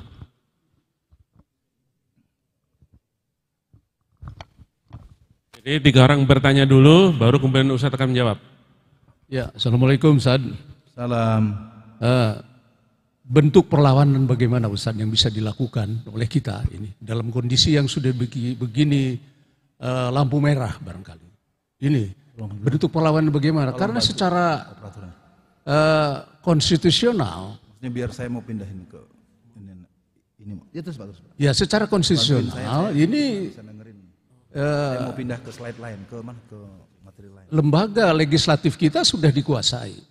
Tadi dikatakan bahwa sudah 200 anggota DPR yang memang berafiliasi ke sana. Belum lagi barangkali anggota DPR lain pun bisa diiming-imingi dengan uang, dibeli dan sebagainya. Nah ini secara konstitusional ini juga kelihatan agak mustahil. Nah secara struktural kita mengetahui juga pejabat di tingkat pusat, ya itu juga sudah mendominasi. Nah itu jadi ini Ustaz kemudian secara kultural. Ya memang ini harus dibangkitkan dari masyarakat ya dalam kehidupannya sehingga secara kultur bahwa ini menjadi anti PKI. Nah ini jadi saya ingin menanyakan bentuk perlawanan bagaimana Ustaz ini yang harus kita lakukan mengingat kondisi yang sudah begini ini Ustaz ini. Nah ini ya itu saja Ustaz, terima kasih. Assalamualaikum. Ya, itu Pak Mansur. Ya. Pertanyaan dari Pak Mansur mengenai bagaimana bentuk perlawanan yang tepat saat ini. Oke, pertanyaan kedua dipersilakan. Oh silakan Pak Lade. Bismillahirrahmanirrahim. Assalamualaikum Pak Ustadz. Salam. Luar biasa Pak Ustadz, ini agak panas-panas dikit jadinya kita sebagai yang sudah ini dengan paparan Pak Ustadz dan kita juga sebetulnya saya suka dari sudah lama melihat sering mendengar lah Pak Ustadz baik 18 tahun lalu di Sudirman sana juga luar biasa masih muda-muda kita. Nah gini Pak Ustadz. Saat ini tuh kelihatannya memang bukan aja aktivis tapi juga ulama masyarakat lah itu ya agak begitu takut lah gitu ya menyuarakan suatu kebenaran ya atau lalu mengkritik karena apalagi di medsos saat ini cepat sekali itu dimonitor kemudian ditangkap ya sehingga sekelas Kwi Kian Gi aja tuh udah mengeluh zaman Orde Baru saja. Nggak begini ada ruang untuk bicara. Tapi saat ini luar biasa. Bahkan juga apalagi generasi muda yang tidak punya pengetahuan masalah PKI karena di buku-buku sejarah juga ketika mereka sekolah tuh udah cuma selewat aja satu kata udah gitu apa cerita narasinya nggak ada. Sehingga mereka seolah-olah PKI gerakan 30 PKI dulu tuh cuma hayalan bagi mereka karena memang nggak ada, mereka nggak tahu dan nggak pernah diajarin. Nah, ketakutan-ketakutan yang saat ini sudah mulai terjadi lah untuk menyuarakan kebenaran itu kita lihat di lembaga kepolisian ini begitu cepat ya actionnya ya. Jadi ada yang bilang ketika pihak sana menyatakan mengkritik, cepat sekali dimonitor untuk diselidik. Tapi ketika ada pihak lain yang ini itu seolah-olah diam kayak Bu Janda dan segala macamnya berpuluh-puluh kali itu laporan. Tapi ya begitulah semua udah tahu. Hanya pertanyaannya begini. Lembaga kepolisian yang kita andalkan sebagai penegak hukum ya.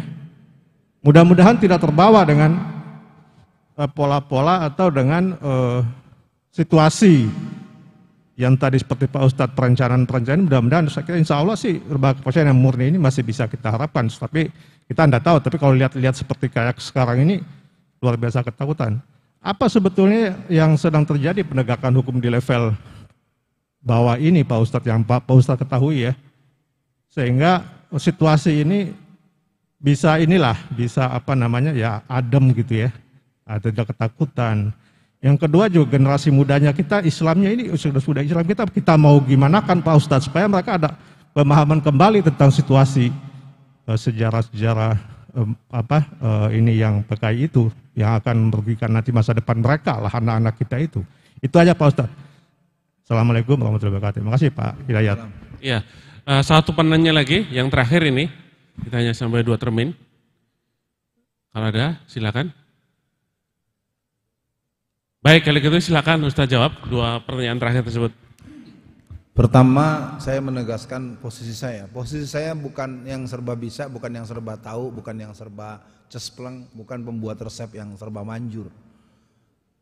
Kita sudah ada di the land of battle. Kita udah di medan perang, masih nanya petanya mana, jumlah pasukan berapa, ini repot.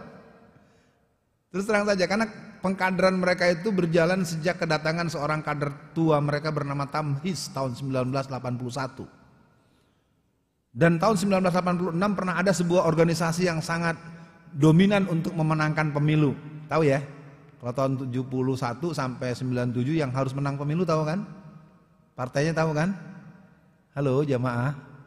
Ya, saya nggak mau nyebut lagi, ntar kena lagi pencemaran nama baik. Sekretaris, pengurus harian lah kalau nggak sekretaris bendahara, partai titik-titik itu yang warnanya kuning itu ditengarai adalah kader PKI. Saya dapat dari teman saya yang kebetulan kita satu tim khusus ya dalam beberapa diskusi serius. Bagaimana dia yang memang kader pemuda rakyat jadi sekretaris partai dominan di Orde Baru dipanggil, diinterogasi, enggak ngaku Pak. Sampai dipanggil temannya dari Jawa Tengah, teman sama-sama pemuda rakyat, teman sama-sama PKI dibawa. Siapa sampean? Saya nggak kenal. Yakin kan Pak? Tahu nggak jebolnya di mana Pak? Ketika temannya dari Jawa Tengah itu datang, dia bercerita, sampean kok tega ya? Bapak sampean meninggal, kok sampean nggak pulang? Air matanya mengalir Pak.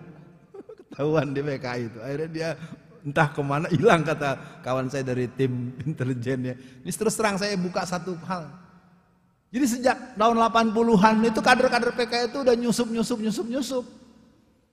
Sama dengan waktu itu ayah saya sudah meninggal 9 tahun yang lalu atau 10 tahun yang lalu 2011.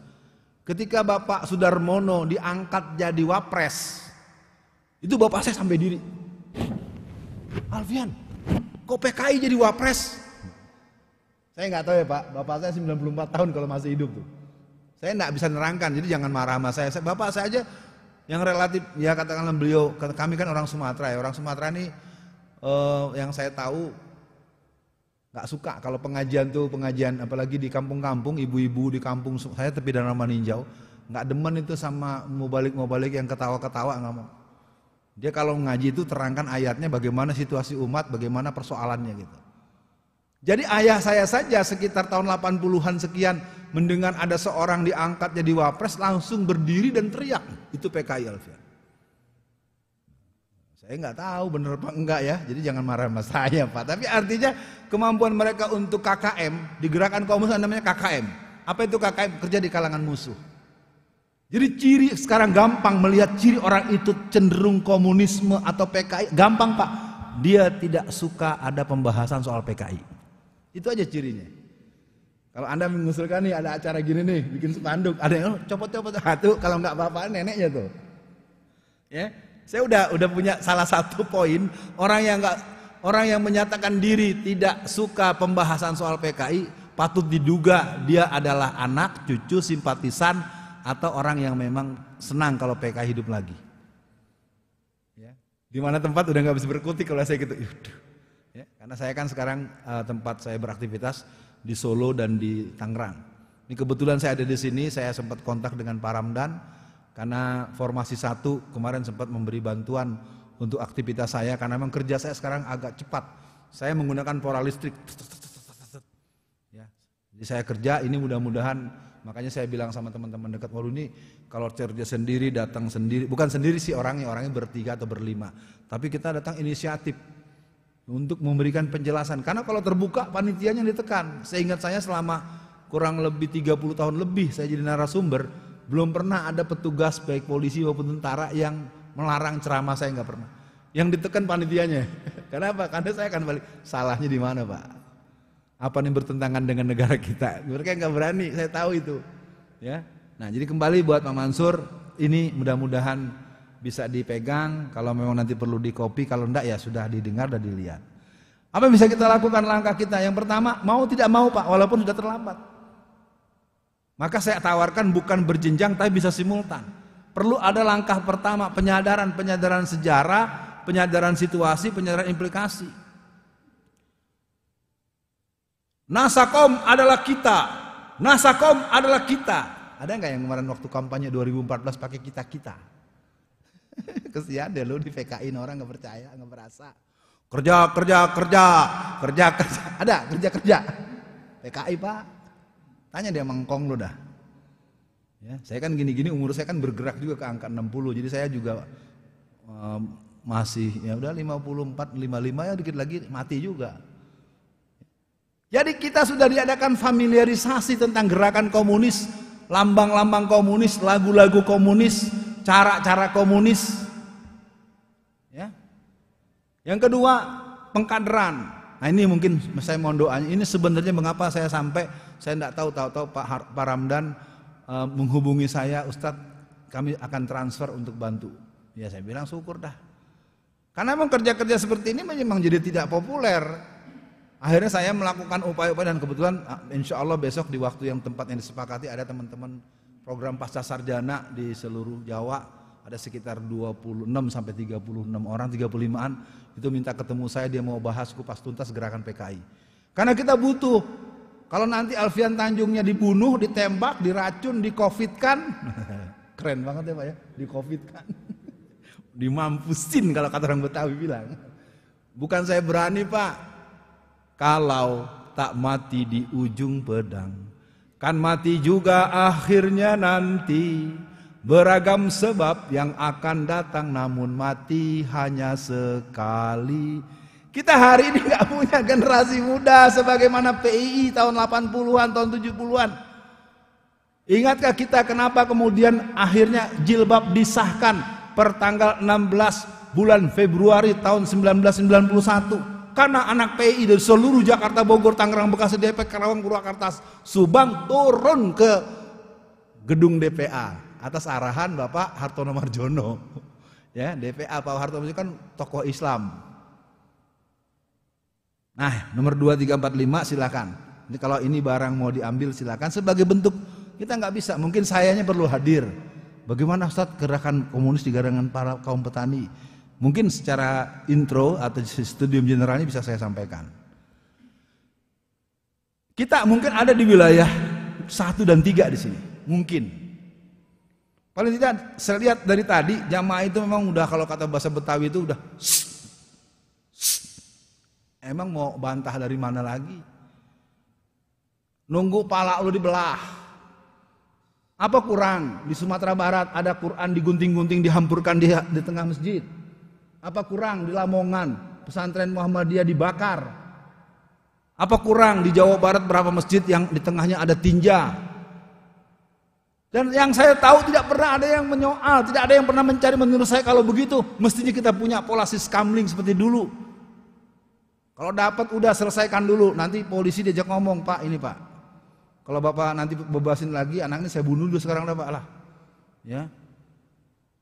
Ini kan susah, anak FPI yang belum tentu salahnya udah dibunuh-bunuhin. Itu gaya PKI Pak. Membunuh orang dengan menghilangkan bukti dan saksi, itu gaya sepihak yang biasa dikerjakan oleh pemuda rakyat. Ya, saya tidak setengah-setengah, ini saya bener ngomong dengan sadar. Jadi kalau ada yang marah berarti dia pelakunya, gitu aja kan. Kalau saya ngomong begini lalu ada yang marah, lalu kemudian dengan alasan macam-macam, lo berarti pelakunya bro. Ya, mesti marah kalau lu nggak berbuat. Ketahuan, akhirnya diminta jadi tersangka yang 6, dibolak-balik lagi tuh ngomong. Sekarang tinggal 3, yang 3 cuma dipecat, bukan dipecat, dihukum mati. Mayatnya mengerikan Pak, dibelah, semua peluru ada di pojok kiri. Ya, kebetulan kemarin saya tugaskan anak saya yang mahasiswa itu untuk membahas tentang pembantaian 6 anak FI, keren.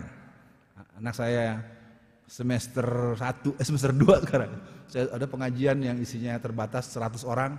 Bukan saya yang nyampaikan, dia suruh cerita bagaimana prosesi pembantaian 6 laskar FPI. Wah, saya diemin ya dia proses. Pas dia presentasi, keren juga kamu. Iya dong, ya kita kan juga nggak bisa terima yang begini. Jadi gerakan mereka. Nah, yang berikutnya ini mungkin bapak-bapak. Saya himbau bulan Ramadan, mari kita jadikan saat pengkondisian. Saya tidak berjanji kecuali kalau saya ada di lingkar Jabodetabek.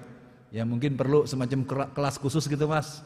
Ya, kupas tuntas gerakan PKI sehari bersama Ustadz Alfian Tanjung.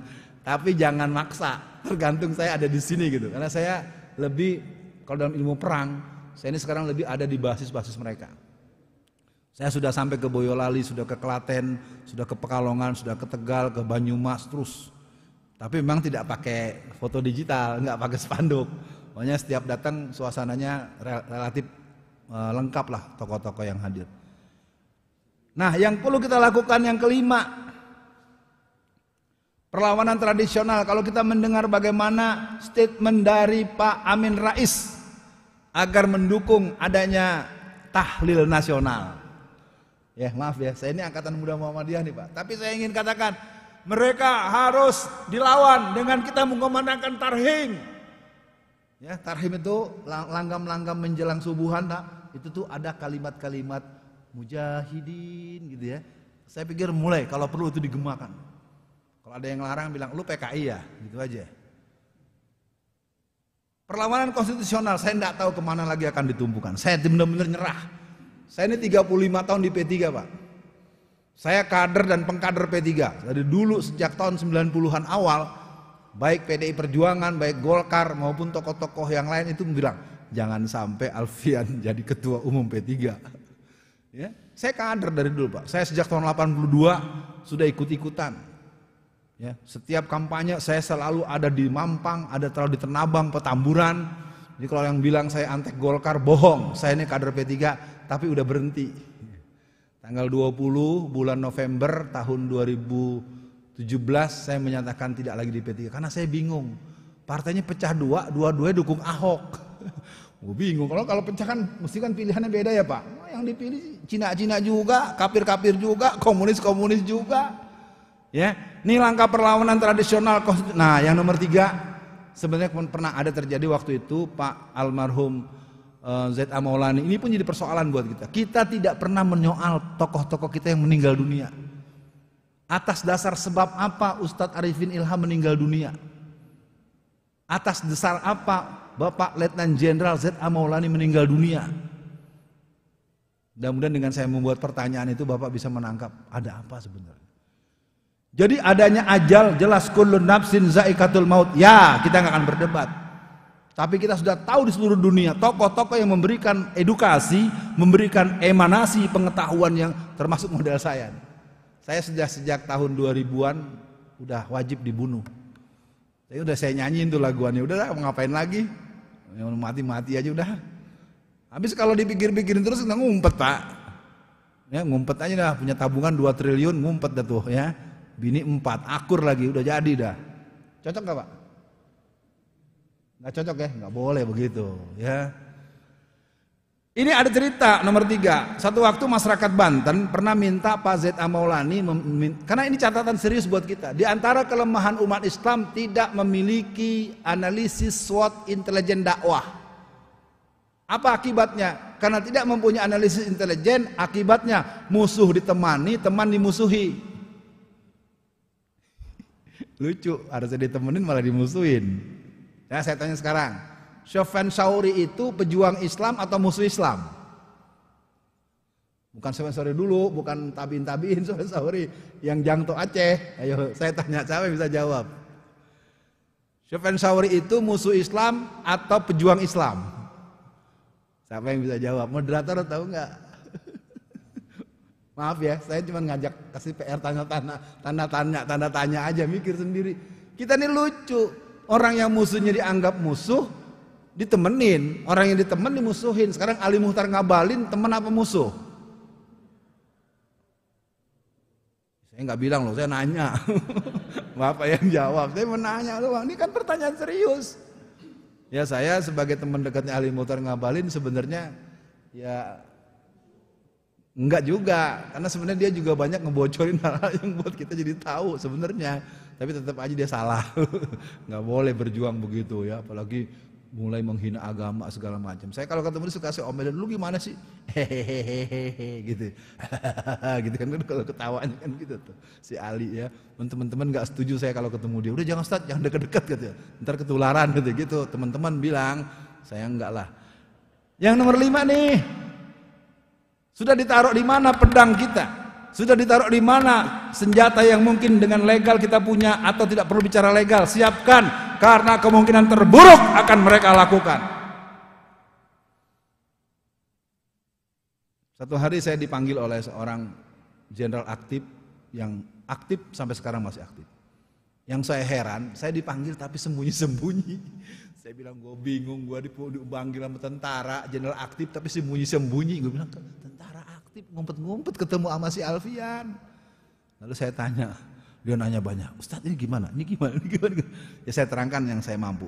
Lalu saya balik nanya, Pak sebenarnya gimana sekarang? Terlambat Ustadz. Struktur PKI sudah dibangun dari tingkat RT sampai tingkat kota kabupaten. Sentral Jawa Tengah ada 2, Boyolali dan Semarang. Tahun berapa? Tahun 2020 bro, bukan tahun 65. Di tahun 2020 2 titik sentral Baskom, Basrep, basis revolusi PKI itu sudah menyatakan siap. Karena saya punya pengalaman langsung pembekalan masyarakat Boyolali terhadap bahaya PKI. Bapak bisa bayangkan, satu kabupaten ada sekitar 200 orang adakan acara pembekalan bahaya komunis PKI. Acaranya dipindahin ke kabupaten lain. Tuh Mas, masuk akal nggak? Berarti kan teman-teman panitia ngerti kalau dipaksain di dalam situ juga bisa jadi acara berlangsung mereka diserbu. Nah, mereka nggak mau ngomong aja. Jadi kondisinya udah begitu. Kalau kita masih nanya, emang PKI-nya ada, gitu terus.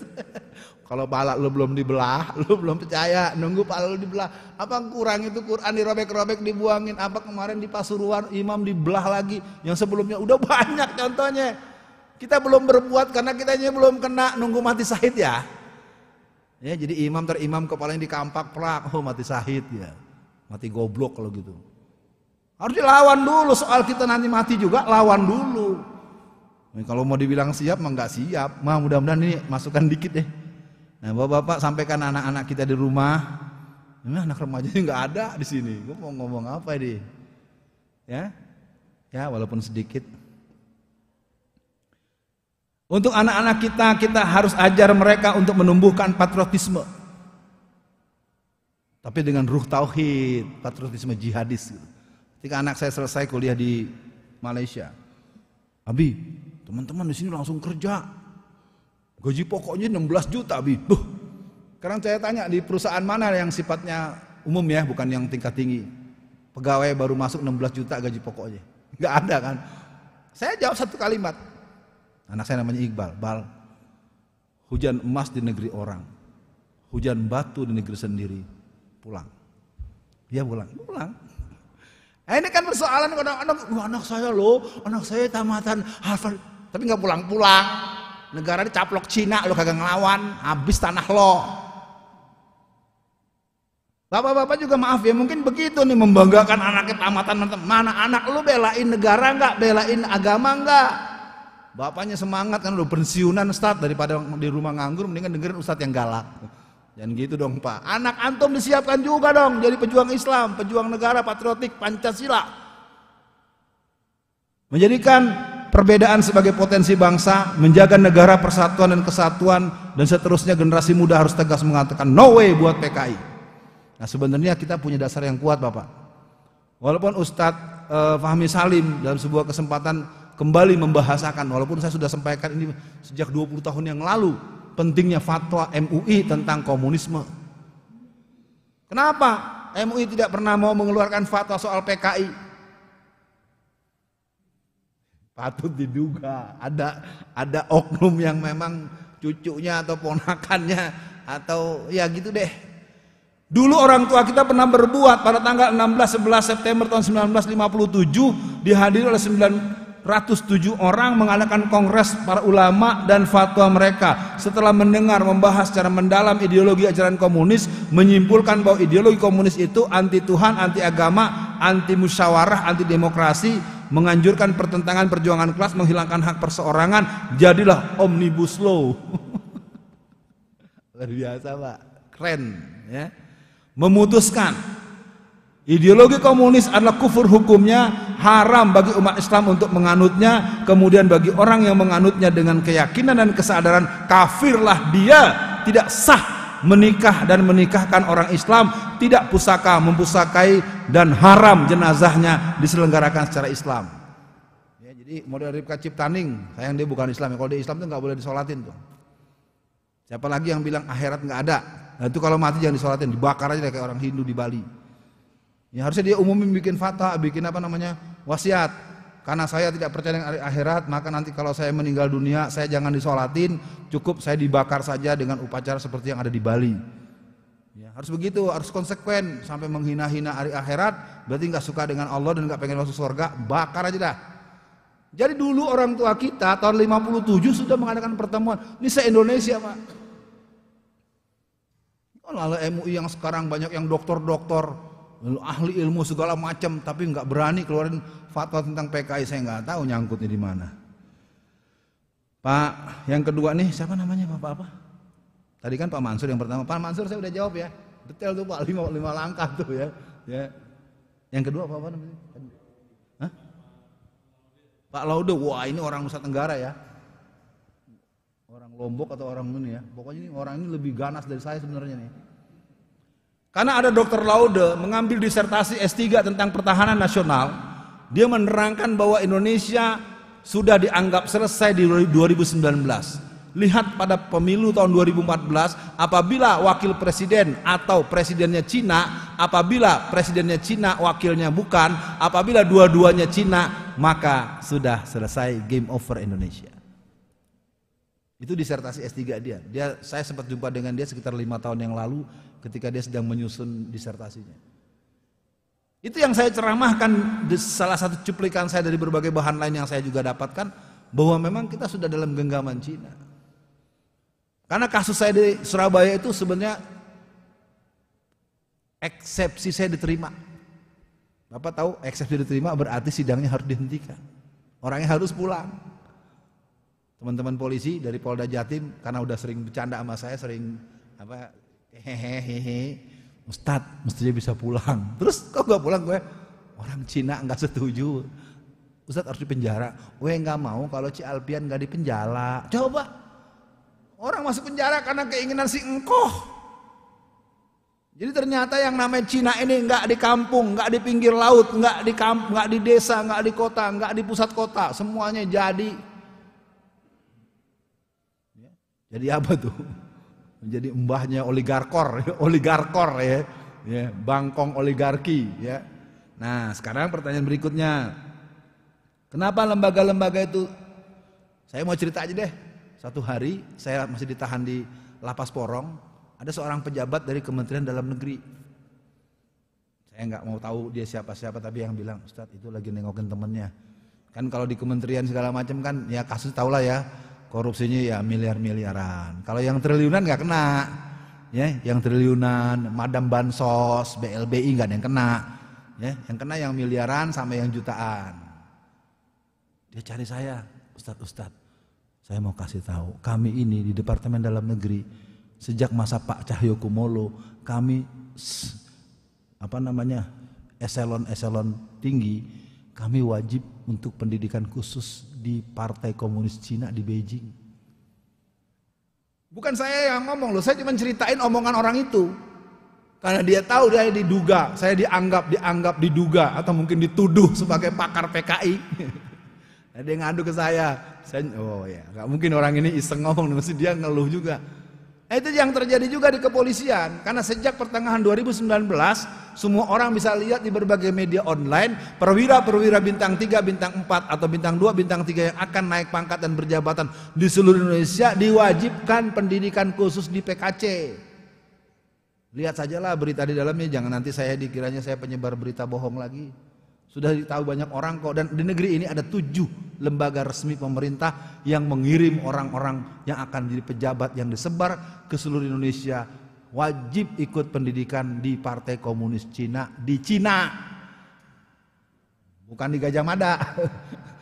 Susah Pak diomongin begini, ntar ujung-ujungnya kita dibilang penyebar. Mana buktinya? Mana buktinya? Lo orang lagi sholat ditarik-tarik, buktinya kamu orang mau sholat nggak boleh. Itu aja buktinya. Orang takbir dimaki-maki. Jadi kalau para jamaah mau mengikuti kelakuan-kelakuan alumni-alumni Beijing, alumni-alumni PKC, lihat saja. Aku bangga anak PKI, lalu bakar bendera, tauhid. Itu yang ngerjain mah anak. Cukup dikasih nasi bungkus sama pulsa 250.000 selesai. Yang nyuruhnya ada itu. Dan itu kader-kader alumni Beijing. Ya. Nah, jadi sekarang apa yang sedang terjadi? Yang sedang terjadi kalau kata pepatah Melayu, jangan biasakan hidup berhutang budi. Siapa hidup berhutang budi akan hilang nyali. Selama di penjara saya bertemu dengan ajudan dari Kapolres Bangkalan. Bagaimana dia cerita kalau mau masuk Akpol harus keluar uang yang tidak terbayangkan oleh otak kita. Dan biasanya orang-orang yang akan masuk pendidikan khusus itu masuk dari seluruh Indonesia, yang di Jakarta, Tangerang, Bogor masih bisa ada seleksi yang agak ketat, tapi di tingkat finishing Anda punya berapa ember. Dan ketika bilang MM-an, maka yang akan langsung menyodorkan adalah kelompok, ya, kelompok, nah gitu, ya, kelompok triliun. Jadi kalau boleh dibaca secara nasional, fenomena Bapak Muldoko mencaplok Partai Demokrat itu bukan karena kepintaran beliau. Bayangkan, beliau kan lagi ketua Partai Hanura sekarang. Sedang jadi ketua Partai Hanura, sekarang makan Partai Demokrat. Kan hebat Pak ya. Saking pinternya itu Pak, berpolitiknya taktis. Ya. Jadi itu adalah sebuah bentuk tanda kutip. Belok kanan, belok kiri, makan, caplok, ancam, tawarkan 100 juta, kasih 5 juta saja, kan gitu. Ya. Lalu bagaimana kita? Bagaimana generasi muda kita? Saya hanya ingin katakan, patah tumbuh hilang berganti, mati satu tumbuh sejuta. Saya sangat sadar bahwa saya berbicara begini terus menerus, ada kemungkinan saya mungkin ini pertemuan kita terakhir dan besok Bapak dengar Alfian Tanjung telah meninggal dunia, mayatnya terkapar di jalan. Habis bagaimana lagi Pak? Nungguin lagi pakar yang dokter-dokter ahli sejarah nggak berani ngomong beginian.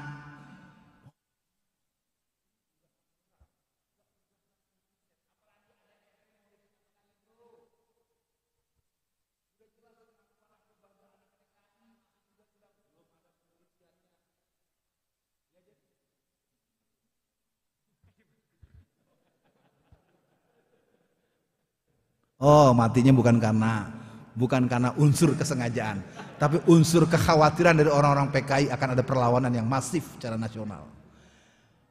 Jadi kesimpulannya buat Bapak penanya kedua, lembaga yang ada sekarang posisinya sedang dalam keadaan simalakama. Mereka berani mengatakan PKI bangkit, mereka bilang dengarkan Ustadz Alfian Tanjung, nggak jadi Panglima Kodam. Pilih mana? Bapak misalnya nih calon Panglima Kodam, teman deket saya Pak.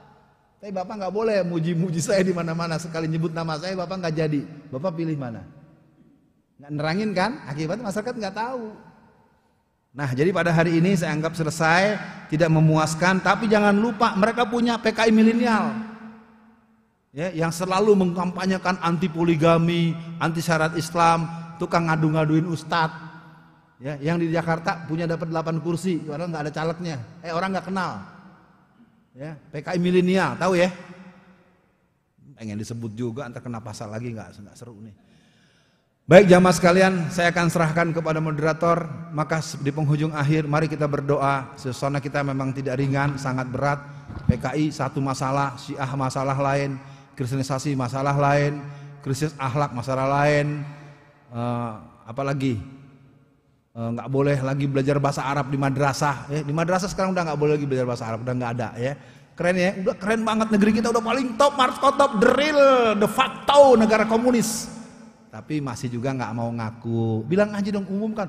Dengan ini diumumkan, saya sebagai titik-titik menyatakan Indonesia telah dengan sadar menjadi negara yang berhaluan komunis. Nah, enak Pak ya.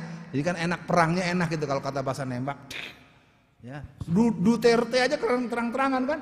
Duterte itu presiden Filipina sudah berkumpul dengan para panglima tentaranya maupun polisinya untuk menembak habis. Saya kasih tahu buat para jamaah yang kurang paham doktrin komunisme. Stalin pernah bersabda, aku rela membunuh 30 juta manusia asalkan selain itu mengikuti kemauanku. Jadi kalau baru mati 994 petugas KPPS lost. Tahu sebabnya apa dia mati? Nggak tahu kan? Sama, saya juga nggak tahu. Itu gaya PKI Pak, menutup blok total. Ketika ada Ani Hasibuan, seorang dokter, dosen fakultas kedokteran, mencoba menerangkan bahwa itu ada sesuatu di balik sesuatu, dia ditangkap dan dia dituntut penjara 10 tahun penjara. Jadi pola praktek kita ini udah praktek komunis, PKI udah. Ya. Sudah saya bilang kalau mau ngomong syaratnya 2, jangan pakai pasal, jangan pakai fisik. Ayo kita bahas bahwa PKI ada. Mohon maaf Pak Moderator, saya mengajak jamaah kita berdoa. Semoga doa kita hari ini bagian daripada kesungguhan kita untuk menyadari bahwa negeri ini memang sangat membutuhkan pertolongan Allah. Kita tidak boleh memandang ini urusan sederhana, juga kita tidak boleh jadi parno, jadi paranoid. Kita tidak boleh menganggap remeh dan juga jangan jadi ketakutan, karena dua-dua hal itu tidak dibenarkan dalam Islam. A'udzubillahi minasyaitonirrajim. Bismillahirrahmanirrahim. Asyhadu alla ilaha illallah wa asyhadu anna Muhammadan abduhu wa rasuluh. Allahumma sholli ala Muhammad wa ala ali Muhammad. Allahumma ya Allah ya rabbal alamin. Dalam hitungan waktu yang cukup dekat kami akan bertemu dengan bulan Ramadan. Semoga Ramadan tahun ini lebih semarak daripada tahun lalu yang agak berkurang semaraknya karena ada satu situasi yang mungkin sama-sama kami telah mengalaminya. Kami berharap pagi ini kami yang berkumpul menjadi hamba-hambamu yang mengerti betapa kami tidak boleh lalai kalau negeri ini akan tetap menjadi negeri yang berketuhanan, yang Maha Esa, yaitu Engkau ya Allah Rabbul Alamin. Mudahkan kami ya Allah untuk mendidik anak-anak kami agar mereka menjadi putra-putri yang soleh dan solihat. Berikan kepada kami kesanggupan untuk menjaga keutuhan rumah tangga kami agar tetap menjadi rumah tangga yang sakinah, mawaddah, warahmah. Ya Rahman yang maha mengetahui segala sesuatu. Sehebat apapun musuh-musuh mempunyai rencana, kami sangat paham rencana Engkaulah yang lebih kuat. Wa makaru wa makarallahu wallahu khairul makirin. Wa makaru wa makarallahu wallahu khairul makirin. Wa makaru wa makarallahu wallahu khairul makirin. Hasbunallah wa ni'mal wakil, ni'mal maula wa ni'man nasir. Hasbunallah wa ni'mal wakil, ni'mal maula wa ni'man nasir. Hasbunallah wa ni'mal wakil, ni'mal maula wa ni'man nasir. Kami belum seberapa dibandingkan penderitaan sahabat kami di Gaza, di Haifa, di Ramallah, di dataran tinggi Golan, dan di berbagai sudut-sudut Palestina. Korban berjatuhan, anak-anak kecil dibunuh dengan sadis oleh orang-orang Zionis Israel. Kami pun mendengar kaum muslimin di Kashmir, saudara kaum muslimin yang ada di Rohingya, Myanmar, saudara kami yang ada di daerah selatan Pataniala, Thailand selatan ya Allah, saudara kaum muslimin kami yang ada di negeri Tajikistan Timur yang dikenal dengan Uighur Xinjiang. Mereka masih punya sekitar 13 juta orang di tahun 1940-an. Tapi jumlah mereka sekarang tinggal 46% ya Allah. Mereka dibunuh dengan sangat kejam. Tetapi kami dipaksa untuk memuji-muji Cina. Bahkan kami diminta untuk mencontoh Cina. Bahkan kami diminta untuk jadi hamba Cina. Apa yang akan kami jawab nanti ya Allah ketika di yaumul masyar, yaumul jaza, engkau bertanya, wahai fulan, wahai fulana, kenapa engkau jadi pemuda Islam, pemudi Islam? kaum muslimin muslimat Indonesia begitu pengecut untuk membela agamamu. Ya Rahman, kami tahu korban berjatuhan hampir setiap kesempatan. Kalau umat Islam sedikit saja dianggap tersalahkan, hukuman berat ada di hadapannya. Habib Rizik dengan kesalahan yang sudah dibayarkan dendanya, tapi masih dituntut 10 tahun penjara. Ya Allah, kami mohon ampun, negeri ini memang sedang kehilangan para pelopor. Negeri ini sedang membutuhkan para peniup peluit jihad, dan mereka ada di depan atau di tengah, siap untuk membela agama dan negara sampai tetes darah yang penghabisan. Kalau anak-anak itu, pemuda itu adalah anak kami ridhoi ya Allah agar mereka turut menjadi pasukan jihad yang membela Islam, agar NKRI kami utuh sebagaimana warisan para pendahulu kami. Ya Allah yang Maha Rahman, kalaulah ada di kami di ruangan ini masih ada orang-orang yang ragu, yakinkanlah bahwa janjimu tentang surgamu adalah sebuah kepastian, pertolonganmu sebuah kepastian. Kalau ada di antara kami yang ketakutan, cabutlah rasa takut itu di hati kami, karena kami hanya perlu takut kepadamu ya Allah. Kalau ada kami yang masih kikir, hilangkanlah kikir dan pelit itu, agar kami bersedia untuk berderma untuk agama sesuai dengan kebutuhan medan-medan perjuangan masing-masing. Allahumma nawwir qulubana binuri bihidayatika binuri samsika abadan abada kama nawartal arda birahmatika ya arhamar rahimin. Allahumma alfi baina qulubina wa aslih zata bainina wahdina subulas salam minazulumati ilan nur wa jannibnal fawahis ama zahara minha wa ma batan wa barik lana fi asma'ina wa absarina wa qulubina wa azwajina wa zuriyatina innaka antat tawwabur rahim. Rabbi a'inni wa la tu'in alayya wansurni wa la tansur alayya wamkurli wa la tamkur alayya wahdini hudali wansurni ala man bagha alayya rabbij'alni laka zakara laka rahaba laka mitwa alaka mukhbita ilaika awahamuniba. Ya Allah, berikanlah pada guru-guru kami yang masih sehat, Ustadz Abdul Somad, Ustadz Adi Hidayat, Ustadz yang lain yang ada, Ustadz Tengku Zulkarnain, Salim Afilah, dan yang lain angkatan muda, yang berikan kepada mereka ruhul jihad yang kuat, agar mereka berani mengingatkan umat akan kekejaman musuh-musuh yang sudah terlalu jauh. Engkau maha mendengar segala doa, Engkau maha mengabulkan segala doa. Ampunilah kami terlalu panjang berdoa dan memohon, padahal kami belum berbuat banyak untuk jihad di jalan-Mu. Terima kasih ya Allah, kami masih diberi hidayah Islam. Terima kasih Bapak dan Ibu kami yang pernah mengajarkan kami menjadi orang-orang Muslim. Terima kasih Bapak, terima kasih Ibu, terima kasih Mak, Bapak, Papa, Mama, Mbok, Bapak semua yang pernah mengajarkan kami mengerti Islam. Semoga kami akan mati dalam keadaan husnul khotimah. Ya Rahman, Ya Rahim, jadikanlah kami hamba-hambamu yang pagi ini sadar bahwa kalau kami tidak melakukan perlawanan jihad fisabilillah, maka NKRI akan berubah menjadi negara komunis Republik Indonesia. Semoga itu tidak bisa terjadi, akan dilawan oleh para mujahid yang beriman, mujahid yang cinta Pancasila, yang cinta Indonesia, yang cinta keutuhan NKRI. Rabbana atina fid dunya hasanah wa fil akhirati hasanah wa qina azabannar. Amin ya Rabbal Alamin. Akhirul kalam buat Bapak, Ibu dan para jamaah yang sempat ada di majelis ini. Saya Alfian Tanjung mohon maaf kalau ada tutur kata yang kurang berkenan. Yang pasti kita memang sedang berada di negeri yang sedang tidak baik-baik saja. Kita tidak boleh menganggap remeh, tapi juga jangan ketakutan, jangan juga terlalu berani, karena mungkin itu tidak positif untuk sebuah operasi perlawanan yang membuat negara kita menjadi tetap utuh, NKRI yang dirahmati Allah Subhanahu wa taala. Saya mohon pamit. Assalamualaikum warahmatullahi wabarakatuh.